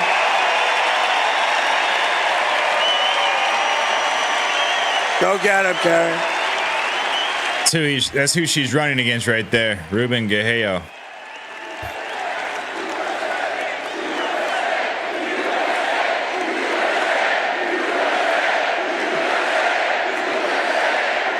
Very important. And honestly, and forget, we all know Carrie. She's been a newscaster for 22 years. Everybody knows her. She's just she's never had a problem. She's solid as a rock. This guy is a frickin' loser. He's a loser. So with that, we'll go on. But good luck, Carrie. We love you. Special.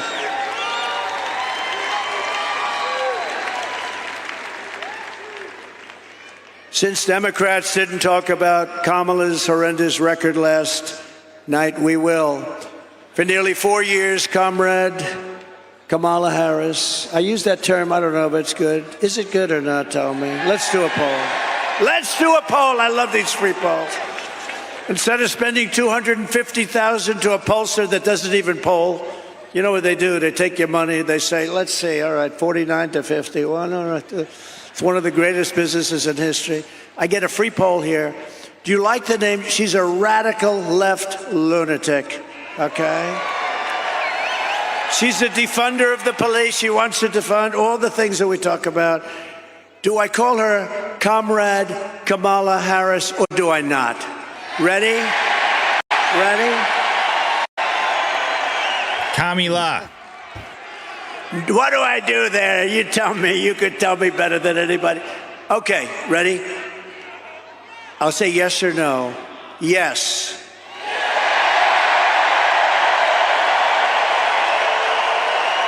No. Comrade Kamala Harris.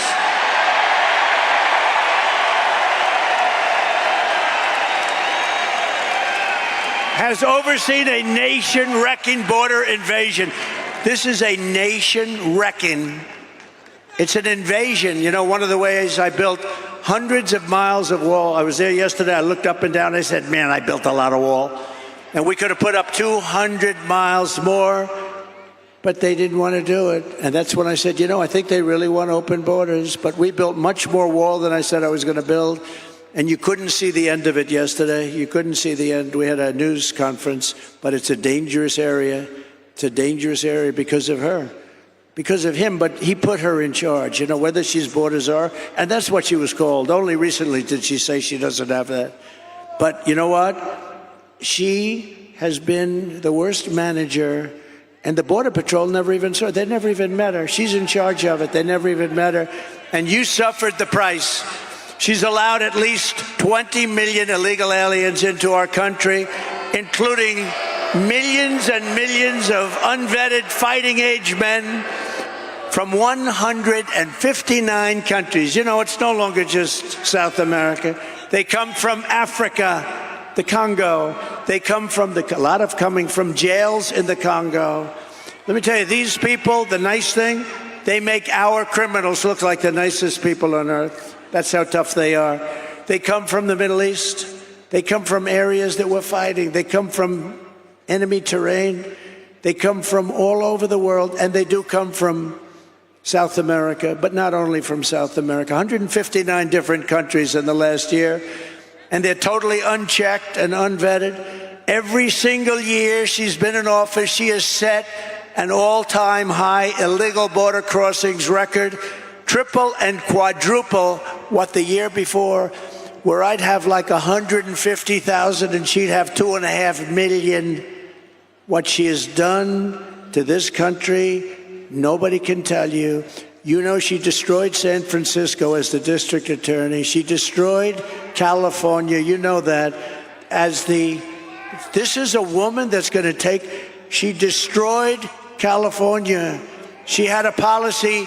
If you steal less than $950, you're allowed to keep it. You can go. We're not going to prosecute. So criminals are walking into stores, mean, nasty guys, rough guys, and they take calculators and they calculate. Let's say I want to get up. They walk out, then they walk back in. The whole thing. This is who we're going to have running our country? I don't think so. And nobody lies like her. She's a liar. She makes up crap. She's the one going to raise. She said Donald Trump is going to raise. You know why? She said I was going to raise it.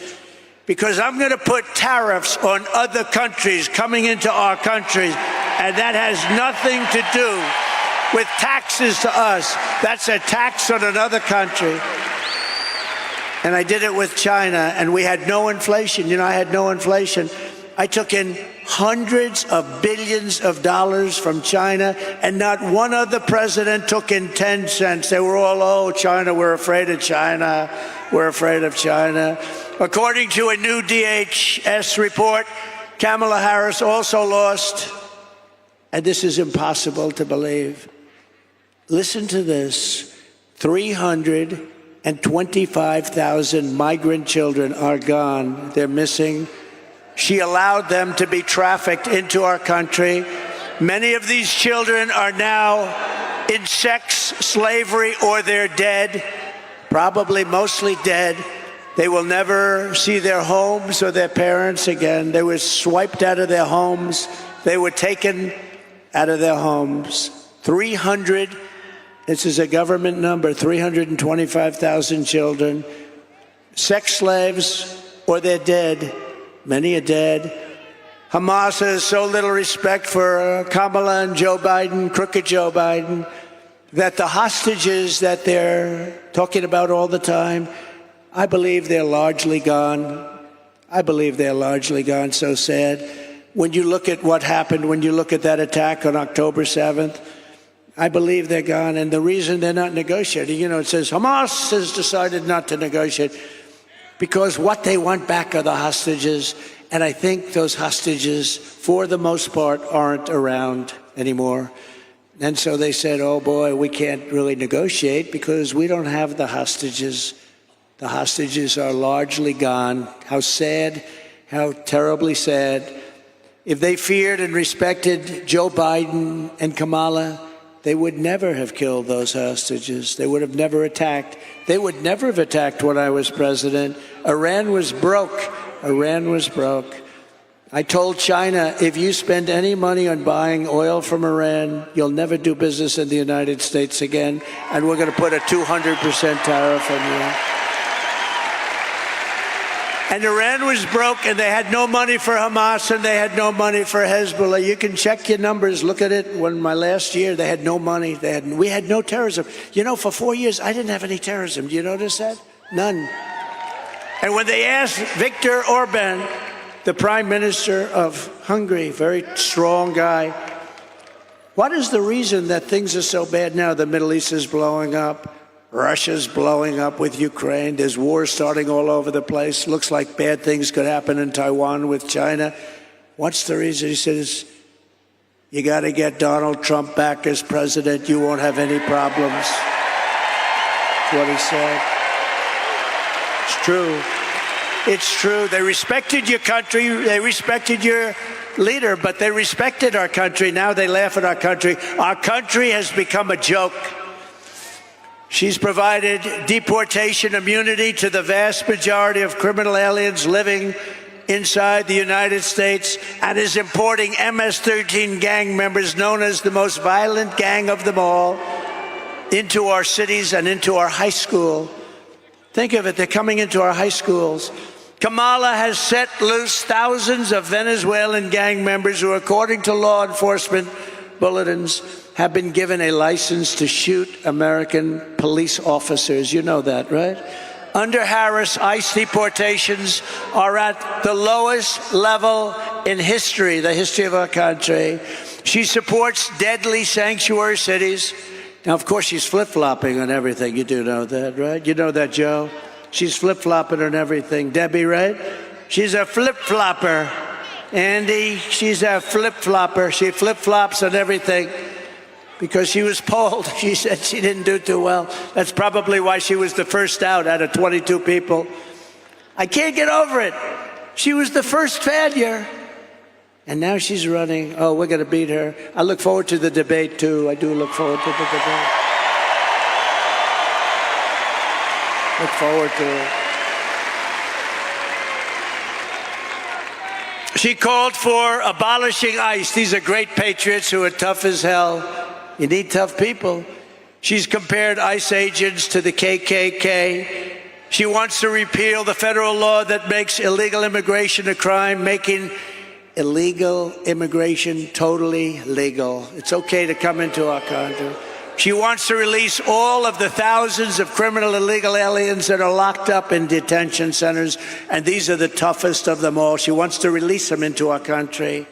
We have detention centers for the toughest of them all. She says, we're going to release them. Now, maybe they'll ask her tonight, oh, no, I would never do that. She might change. She's changing and everything. But don't forget, if the election ever went haywire, if they can find a way to cheat enough and she wins, in quote, she wins, she's going to do everything that you wouldn't dream of, including no fracking. She didn't discuss fracking last night. No fracking in Pennsylvania. I can't imagine she could do well in Pennsylvania. 500,000 jobs are involved with fracking, and a huge amount of their budget, everything's involved with fracking, and she's against it. In her speech last night, she lied about almost everything. She lied when she said, I was going to raise taxes. No, I'm lowering taxes. She's the one. She lied and said that, oh, this is the best. I'm going to be the one, and I was already there. I didn't touch your Social Security, and a lot of Democrats wanted me to. She lied when she said that I want to cut Social Security and Medicare. No. She wants to cut it because she wants to have the illegal immigrants coming into our country to go on Social Security and Medicare, which will destroy Social Security and Medicare. It's Kamala Harris who cast a tie-breaking vote to cut Medicare by $266 billion. She cut your Medicare, remember this, by $266 billion. And then promised mass amnesty last night to 20 million illegal aliens and make them American citizens, which will absolutely obliterate your Social Security and your Medicare, ultimately leaving those programs bankrupt and our seniors desperate and poor. And remember, when you talk about all of those hundreds of billions of dollars, you know what she's putting that money into? The Green New Scam. She took it out of your Medicare. She's putting it into one of the greatest ever, one of the great voices of sport. Stand up. Let's see if anybody knows who the hell you are. Good job. Hey, good man. He's done a good job.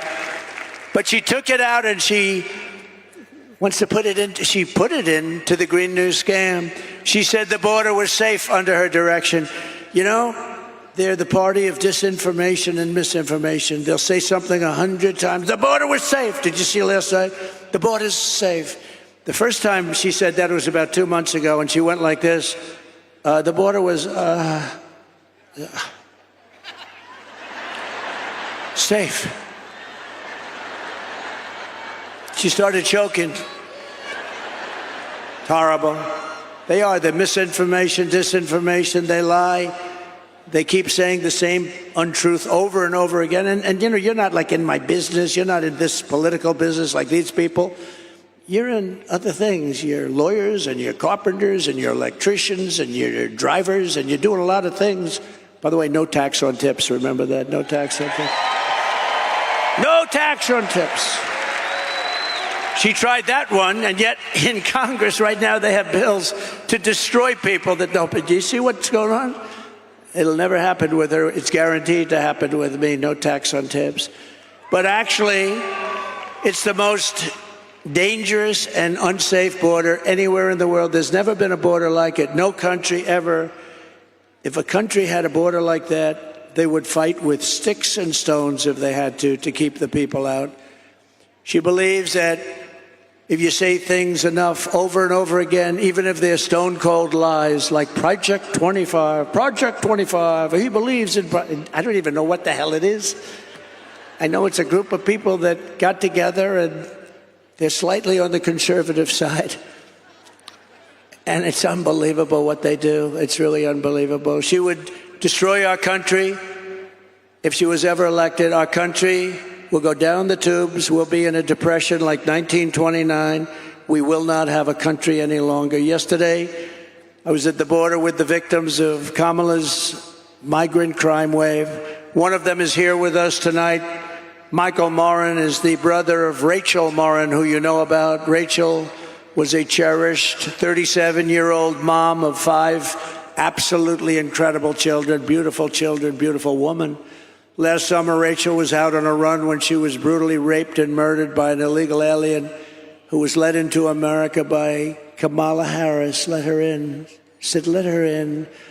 The animal who committed this heinous crime first killed another woman in El Salvador before walking across the open border. Just walked right in, no problem. He then attacked a 9-year-old girl and her mother in a home invasion in Los Angeles before murdering Rachel in cold blood. Michael, I promise you, in Rachel's memory, we will stop this invasion and we will keep these savage criminals the hell out of our country.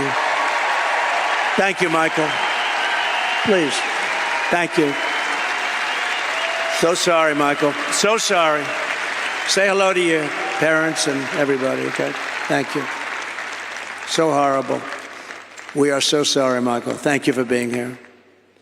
According to her own administration statistics on crime victims, Kamala Harris has presided over a 43% increase in violent crime. These are government numbers, by the way, including 58% increase in rape, 89% increase in aggravated assault, and 56% increase in robbery. During the riots of 2020, she encouraged her followers to donate to bail criminals, looters, and arsonists and killers.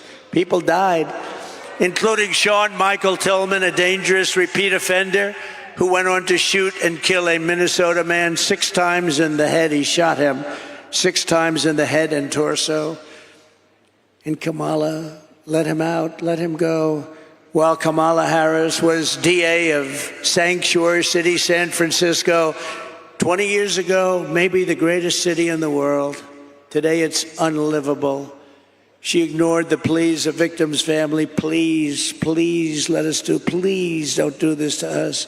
And refused to seek the death penalty against an illegal alien MS-13 gang member, one of the worst murderers they've seen in years, who murdered an innocent man and his 2 sons and didn't even remember he did it.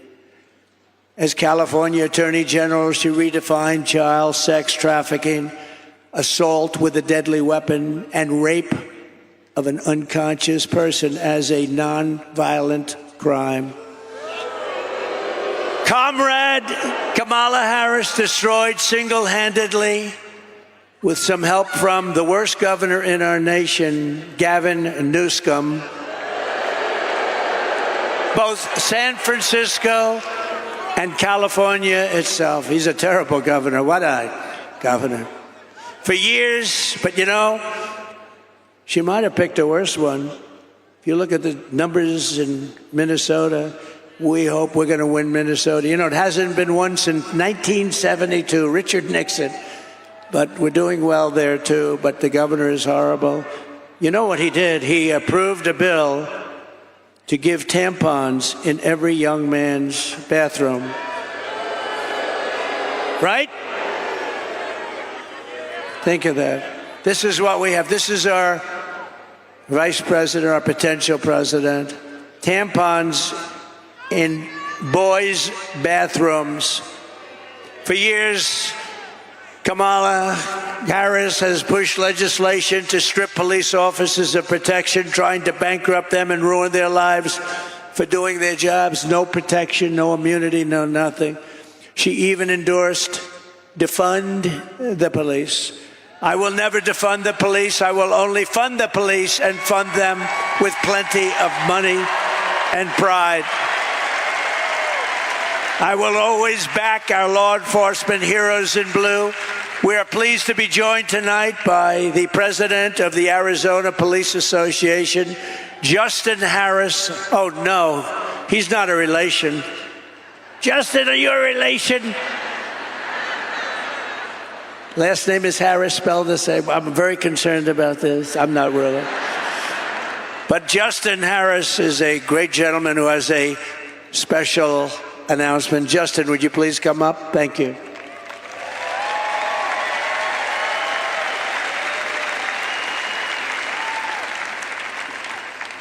It's an interest. I'm not worried about it. Thank you, great, sir. Thank you. Thank you, sir. Well, good evening, everyone. I'm a little concerned about that illegal immigration chart you put up there. Was that a spike in immigration or the inflation? Sort of both. Kind of both, right? Wonderful job those Democrats are doing. My name is Justin Harris. I'm a veteran police sergeant here in Arizona with 25 years of experience in service.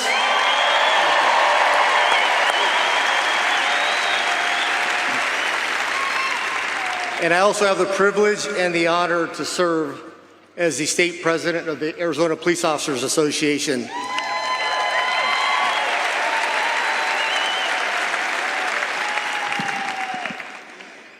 The Arizona Police Officers Association is the largest law enforcement association in the state of Arizona, and we represent over 12,000 law enforcement professionals, the men and women that currently serve in our communities each and every day at the local, county, state, and federal law enforcement levels. We cover the entire state. And on behalf of the Arizona Police Association, we are proud to welcome President Trump to the great state of Arizona.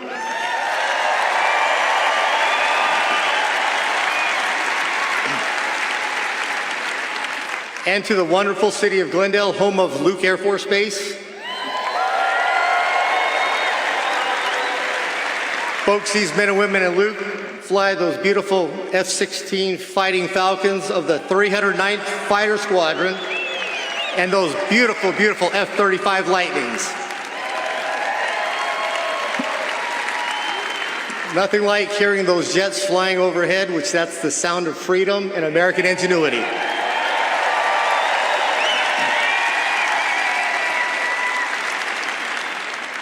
Also a special thank you to the Glendale Mayor, Jerry Wires, and the entire City Council for their unwavering support and advocacy for our police officers, active duty military, and our veterans. You're not going to find stronger advocates for our military, our veterans, and our police officers anywhere in the world other than Glendale. Thank you, Mayor and Council.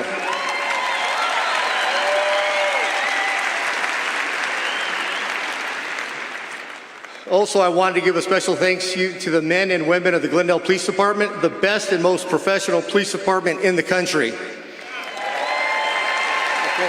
thank you. With a special thanks to Police Chief Chris Briggs and the other 8 West Valley Coalition departments that allowed us to use their law enforcement officers here today to keep us all safe. Thank you, gentlemen and women.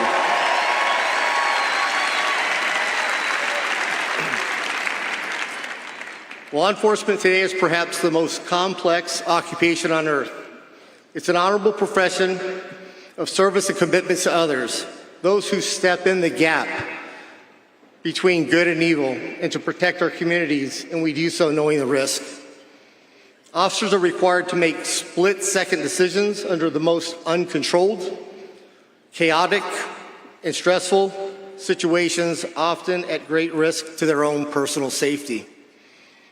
Given the literally millions of contacts between officers and the communities annually, with a few exceptions, officers make those decisions correctly as trained and in accordance with the law.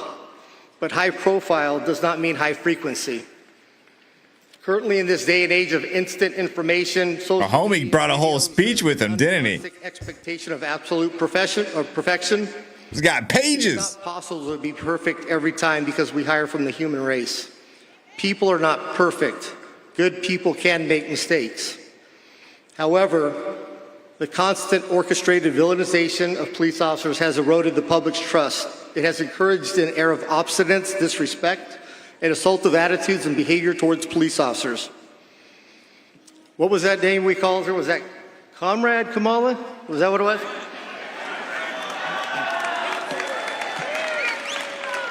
Kamala, Comrade.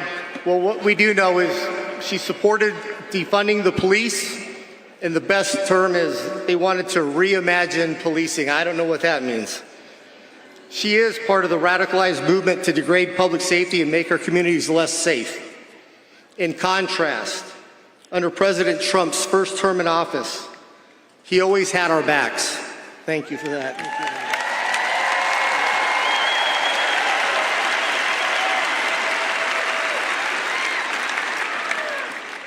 He never rushed to judgment, and he never, ever in a lifetime called to defund the police, ever.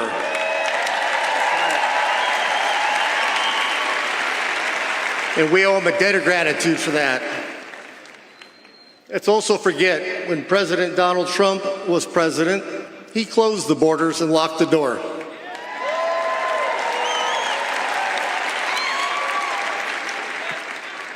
Border czar Kamala Harris opened the door and let everybody in. Border czar Kamala Harris is allowing millions of illegal immigrants into this country, turning each and every state into a border state and flooding American streets with drugs and crime. The Democrats haven't quite figured this out yet, but it's not rocket science. But open borders equals more crime. Close the border.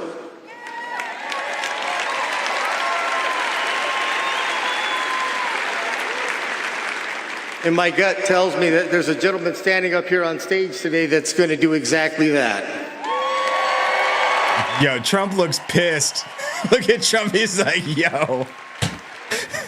He's like, this dude is giving a whole speech. In the past and will again make America great again by tackling lawlessness head on.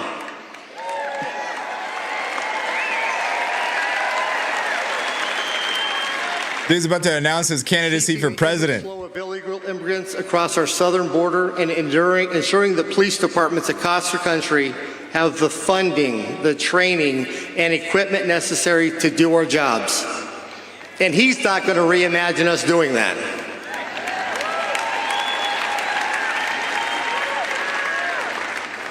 President Trump will stop the multi-million-dollar illicit trade that occurs each and every day at the border. Thanks to Comrade Kamala, with these open borders, the only group that she's enriched is the Mexican cartels, which have expanded to over 160 countries across the world. They've done this by using human beings and human trafficking and treating them like dogs. The flow of illegal drugs in this country is unmatched in history. And they also have illegal vaping devices that are harming our communities and killing our kids, all being imported from China through the cartels. This has to stop. Kamala. Look at Trump looking at his papers. He's looking over there like, how many more pages does this guy have? They canceled the wall. They implemented catch and release. I'm dead, guys. I'm absolutely dead on this one. This one's so funny. Pulling those agents off of the front line, putting them in administrative duties to do paperwork and change diapers. Meanwhile, the front door of our country's wide open. President Trump will stop this. This is so awkward. I've got a serious question. Has the border czar, Kamala, even toured the southern border? Didn't think so. Has President Donald Trump toured the border? Yes, he has. And I heard the cartels went running. On average, there's over 5,000 illegal immigrants are being released into the country every day, our country. We don't know who they are, don't know where they came from, can't even account for them.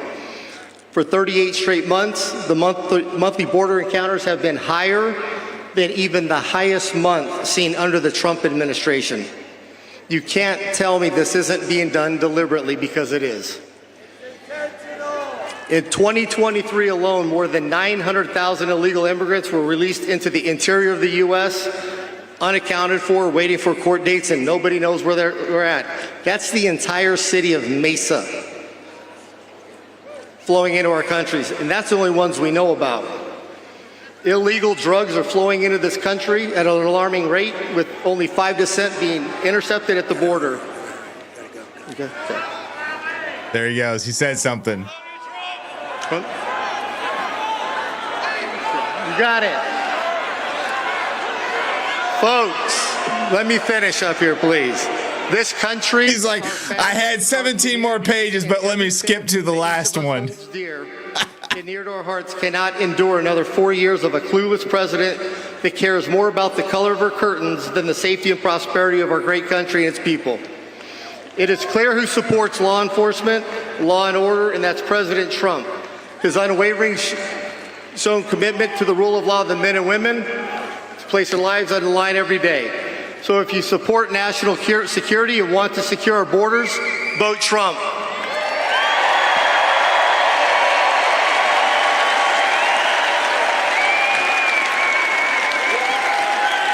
Oh, it's so awkward. And safe communities, vote Trump. If you support getting our country back on track and making America great again, vote Donald J. Trump for president.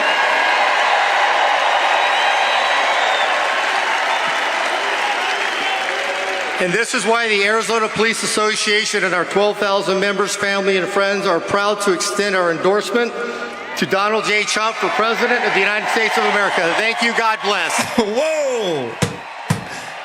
Oh. Bravo, buddy. That was almost better than RFK Jr. Thank you very much. Wow, that's a great endorsement. Means a lot. So just in closing, I want to say that from the moment we take back the White House from Kamala Harris and crooked Joe Biden, crooked is a $4 bill, used to say $3 bill, now we say $4 bill. I believe we're going to have the 4 greatest years in the history of our country. Starting on day 1 I will seal the border and stop the migrant invasion of our country. We will carry out the largest deportation operation in American history, larger even than President Dwight D. Eisenhower in the 1950s, who was a big believer in borders. We will defeat inflation and we will make America affordable again. You're going to have an affordable country again. We will make America the dominant energy producer in the world by far. It won't even be close. Remember, as I always say, we have more liquid gold under our feet than any other country in the world, including Saudi Arabia, including Russia. And we will use it to reduce taxes and energy costs for our people. We will reduce your energy bills in 1 year by more than 50%. That's here and that's everywhere in the country. And that includes heating, air conditioning, electricity, and gasoline for your car. I will turn the United States into a manufacturing superpower more than it has ever been, ever before. We will bring back jobs to America. We will no longer allow foreign countries to take our jobs and to steal our wealth. We will make our own products and we will buy far less from foreign countries than we are buying right now. We're going to make it here. Other countries that make us pay a tax to do business with them will be charged the same tax when they send their product into the United States. It'll be called the Trump Reciprocal Trade Act. And if China or any other country charges us a 100% tax or tariff, then we will charge them a reciprocal tariff of 100 or 200%. In the words of a great president, William McKinley, the protective tariff policy of the Republicans has made the lives of our countrymen sweeter, brighter, and it's the best our citizenship and our civilization can ever have. Better destiny for our people. We ought to take care of our own nation, and we have to take care of our industries first. We have to take care of our country first. It's about time, and it's going to happen starting on January 20th of next year.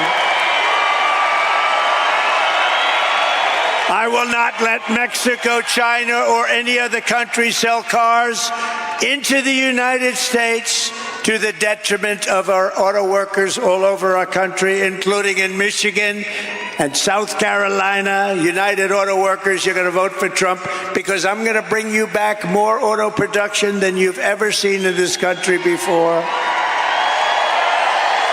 I will end the ridiculous electric vehicle mandate, cut every job-killing regulation of the Harris-Biden administration, and make our auto manufacturing business bigger, better, and stronger than it has ever been before.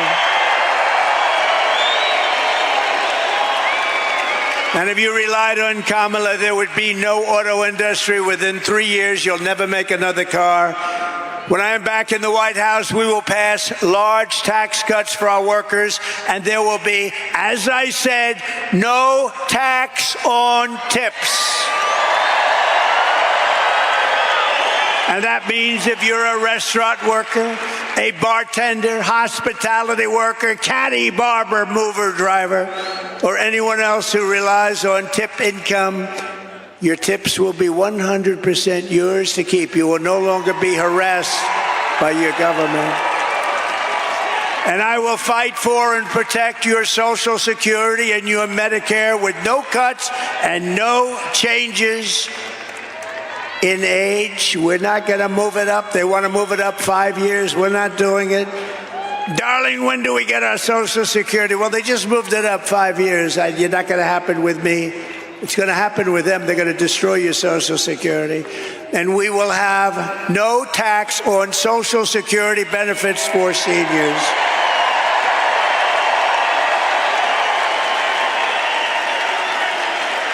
They destroyed our seniors and everyone else with their horrible inflation. And then they give you small dollars with Social Security and they want you to pay tax. I don't know. We don't need it. We can do it. We have so much else, including that liquid gold. Oh, we're going to go hunting for liquid gold. We will cut wasteful and unnecessary spending, and we will terminate the Green New Scam and spend that money on roads, bridges, real infrastructure, and paying down debt. No fake infrastructure that has caused massive inflation with no benefit whatsoever to our population. I will settle the war in Ukraine, and I will end the chaos in the Middle East, and we will restore peace through strike. And it will happen quickly. I will have that war ended before I go to the White House on January 20th. I will have the war in Ukraine ended as president-elect.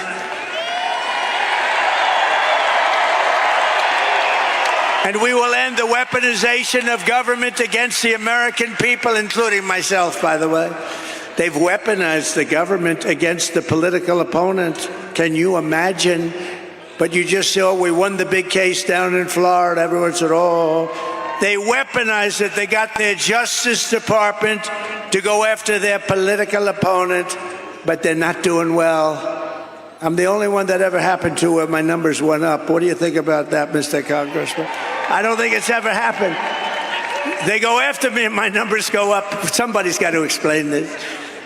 We will rebuild our cities, including Washington, D.C., making them safe, clean, and beautiful once again. And we will keep the U.S. dollar as the world's reserve currency because right now it is under siege. And this is how we will end the era of inflation, mayhem, and misery under Kamala and Crooked Joe and unleash safety, prosperity, peace for Americans of every race, religion, color, and creed. Together we will deliver low taxes, low regulations, low energy costs, low interest costs, low inflation. And that's for everyone. We're talking about everyone. We want to make sure everyone can afford groceries, a car, and a home. We will stop the invasion, end migrant crime, support our great police, strengthen our military, build a missile defense shield around our country, keep critical race theory and transgender insanity out of our schools, and we will keep men out of women's sports.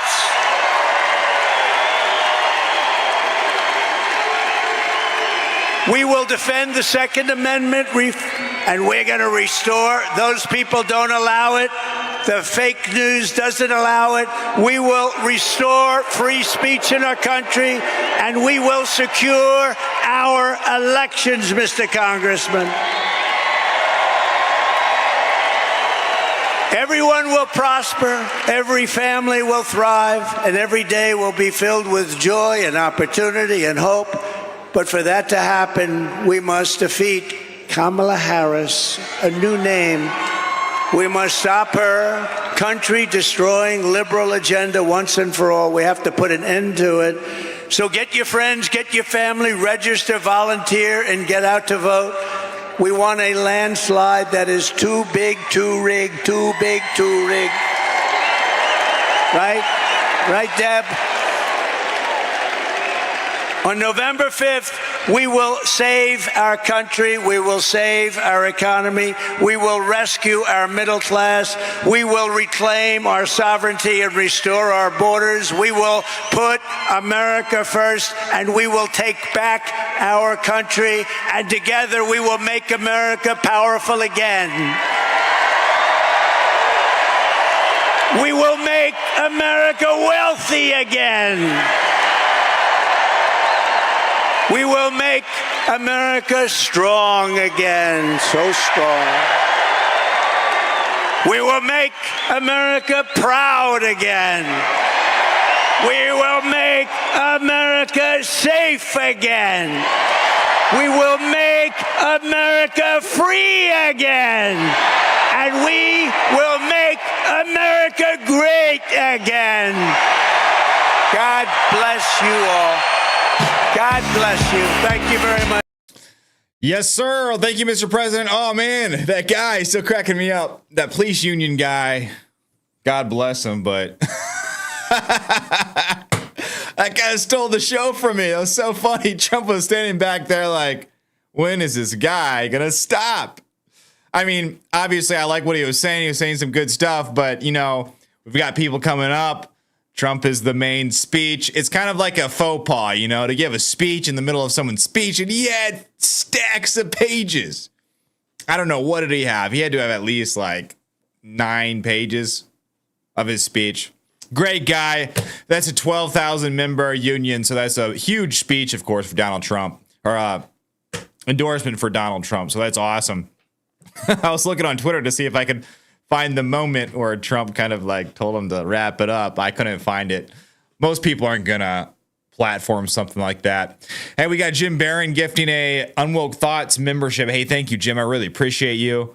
Gifted to Per Kayla and any other members that joined. Make sure you go to my members only area on my YouTube, the community area. I have my link to the private chat where my members and we talk to each other. And also we have, you know, a couple other YouTubers in there. We have Veteran Biker in there as well.